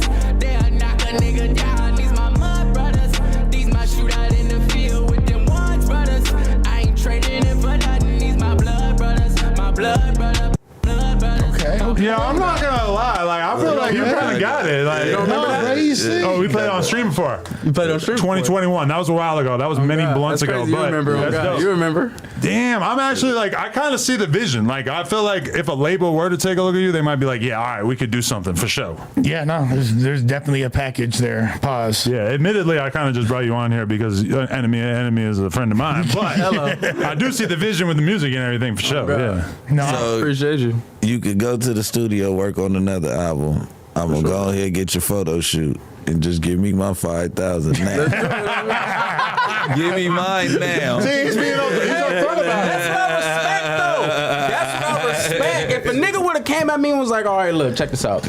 I need, fuck the budget for what we doing. I need personally 2 bands a month for my personal pockets. Then I'd have been able to tell you no off rip. I'd have been like, nah, because I already got X, Y, and Z. He would have had to come. You feel me? He would have had to come in PR for him to do that. Exactly. Nigga would have had to come all the way, bro. He was using the All wall. this nigga did was write down a fucking piece of paper. I sent you that shit, right? Yeah. All this nigga did was write down a piece of paper. He got a coloring book too. What? I think that might be just a lure. Little kids in, oh God. Little kids. I'm not saying that. I'm just saying it might be. He got me.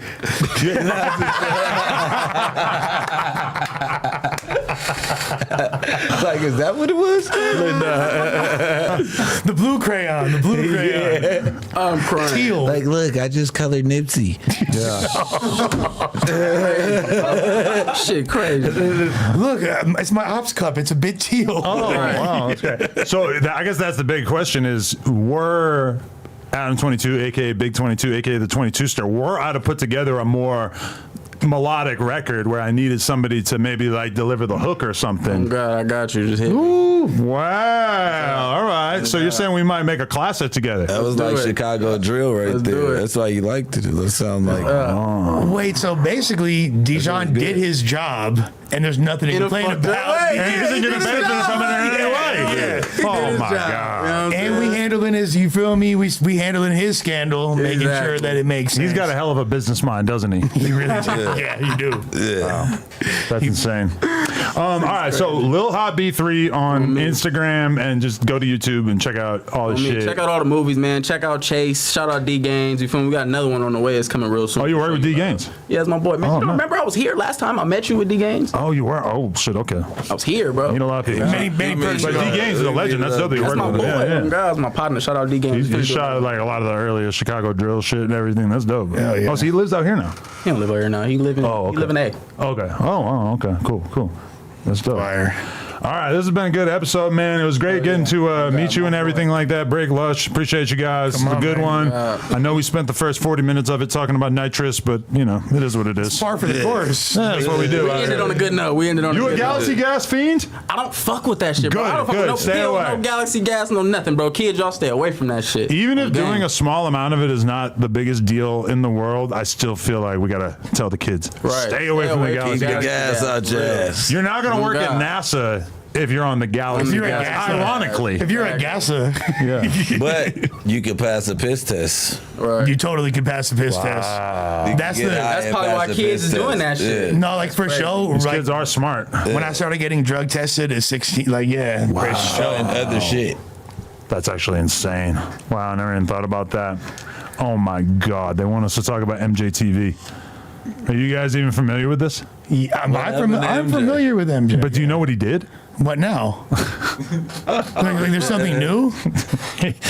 Let me prolong the ending of this episode a little bit. This is crazy. So basically, he reached out to Bootleg Kev. Motherfucking I seen that. And he told me, or no, he reached out to Bootleg Kev, and he told him, hey, I want to do another interview because Bootleg Kev, they both represent Arizona, basically, right? Bootleg Kev did an interview with him maybe 9 months ago or 6 months ago or some shit like that. Great look. Bootleg Kev, right, and not something Bootleg Kev had to do realistically because it's not exactly like he's this huge person in the culture. I or thought whatever. that was dope that he did that though. But yeah, and for the advancement of Arizona, And I you can fucks with respect it, MJ. right? Well, MJTV hit him up again and said, hey, can we do another one? Bootleg Kev trying to be nice about it, but he said, hey, I got a lot of shit going on, maybe down the road a little bit, but I don't really got time to do it right now. MJTV goes full heel turn and just declares Bootleg Kev to be an op, and he did something that I saw that. There's a video of it on his fucking Instagram where he actually went to Bootleg Kev's club in Arizona and proceeded to basically like do some sort of like protest. Oh shit! What? Yo, there's like a long ass I'm trying to video impress of him somebody or arguing something. with the security guards, and it is fucking nuts. And I told MJTV, I'm like, bro, you're gonna work your way out of being able to do anything in this industry if you make your brand going at established figures in the culture who haven't done anything realistically. Now, if you were gonna go to Bootleg Kev's club and protest him as a result of him, I don't know, like trying to sign artists and scamming them out of thousands of dollars, which that would be a somewhat reasonable. That just popped into my head. That's like a reasonable thing that you might want to cancel somebody for. Party. But realistically, Bootleg Kev is well liked by nearly everybody who's ran into him throughout the industry. He's got like 10, 20 years of fucking connections with people. Yeah, Kev's awesome. His argument against Kev is not compelling to anybody. Like just the idea that Kev hasn't supported enough Arizona artists. He just interviewed Willie North Pole of Arizona. I'm sure that he's got plans to interview plenty more. That's his name, right? Willie North Pole. That was bro from G Unit back in the day. He got that cold. He was in G Unit. It was either G was it Game or G Unit. He fucked with either. Really? He either fucked with Game or G Unit. I forget. I didn't know that. I want to say it was G. Yeah, he used to back in the day. He's from Arizona. But either way, like nobody is gonna fucking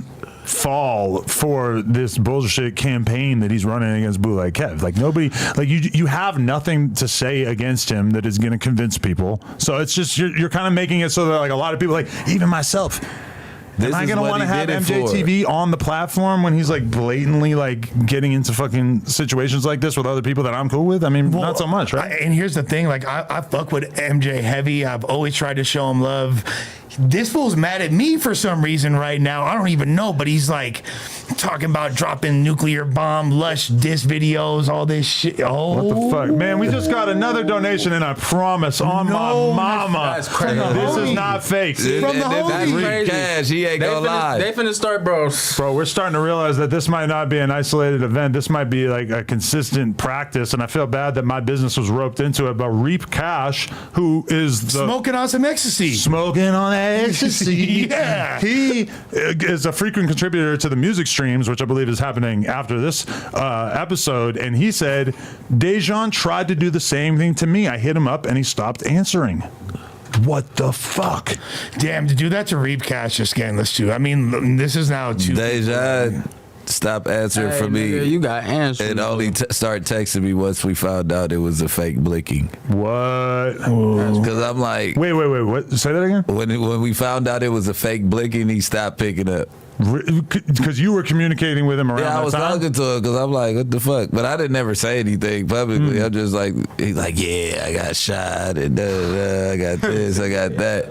Then I'm like, oh yeah, well shit, if they don't want to pay you or whatever, I'm like, because if you got shot, it's like, I'm gonna stay out your business type shit, right? Yeah. Then I'm finding out it's fake and I'm like, man, what the fuck is you telling me this bullshit for? And it's like, oh yeah, Bricc, I'm busy right now. Let me hit you in a second. Like, I bet. I get it. I always will remember the scene that I saw when I walked out into the fucking main corridor here, and I saw the gummy bear sitting in a chair nursing an imaginary gun wound going,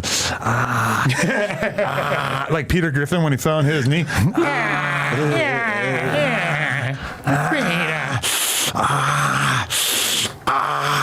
Anyway, now we know that this dude's a scammer. Hopefully everybody can stop fucking Serial with him. scammer. That's Serial crazy. scammer. That's crazy. Serial scammer. But I didn't know that this fool MJ showed up at bootleg. A predatorial scammer. Yeah. That's like, what the fuck is that, right? That's next level. MJ, I can see MJ doing that. Okay. Totally. What? Not surprised at all. That's why I've never answered a DM from him or not. When I met him that day, I was like, that's the dude I'm never gonna kick it with. You know what? Like I never met someone whose heart is more in the right place and cares more passionate. It just the actions don't. Yeah, like, and then he got out there and ran from Flacco for like 2 minutes straight. Which I liked his logic, which was that he was going to tire him out. He's very smart. But just the visual of what you guys described of him sort of like running around away from him. So what about it here when you were ready? Oh yeah, he ran around in here as well. Right? I already left at that point. But that sounds amazing. Yeah. Flacco showing up was one of the most intense moments. Flacco popping up. Flacco been on some. Flacco about to have he about to have a record. He keep on acting out. He keeps hanging out with all these gang members, and yo, he's so lucky that I didn't bill his ass for fucking $5,000 or whatever because he knocked over 2 of these cameras and somehow they were miraculously totally fine. Oh wow. God, I would have loved that invoicing his ass. You got me to pay you on the spot. I've been paying you all these years. Now you're paying me. Yeah, for sure. That would have been incredible. That would have been fun. Shout out to Flacco though. Good man. Tipped me off to Lil Hot B. So God. I definitely owe him a fine. When we get Lil Hot B his $1 million Interscope deal. Hello, Flacco. You're gonna get like 5 racks. $1,000. Yeah. And you know what? And you know what? For the free ski, Lush One hopped in a battle with Lil Hot B because I believed in the young man's talent. You feel me? Got him quick. You feel me? Little 15K views in a couple days, nothing major. Blah blah blah blah. Because I believe in the young man's talent, and that's how you be unk out here and show love to these youngsters doing the damn thing. You dig? That way. We should battle. Yeah, let's go. Let's get it. And if you weren't, I don't know if you and your homies want to stick around for the music stream that they about to do after this and shit. You know, why not? Hey, shout out to everybody who watched this shit. Like, comment, and subscribe. Shout out Lil Hot B. Go search him up on Instagram, YouTube,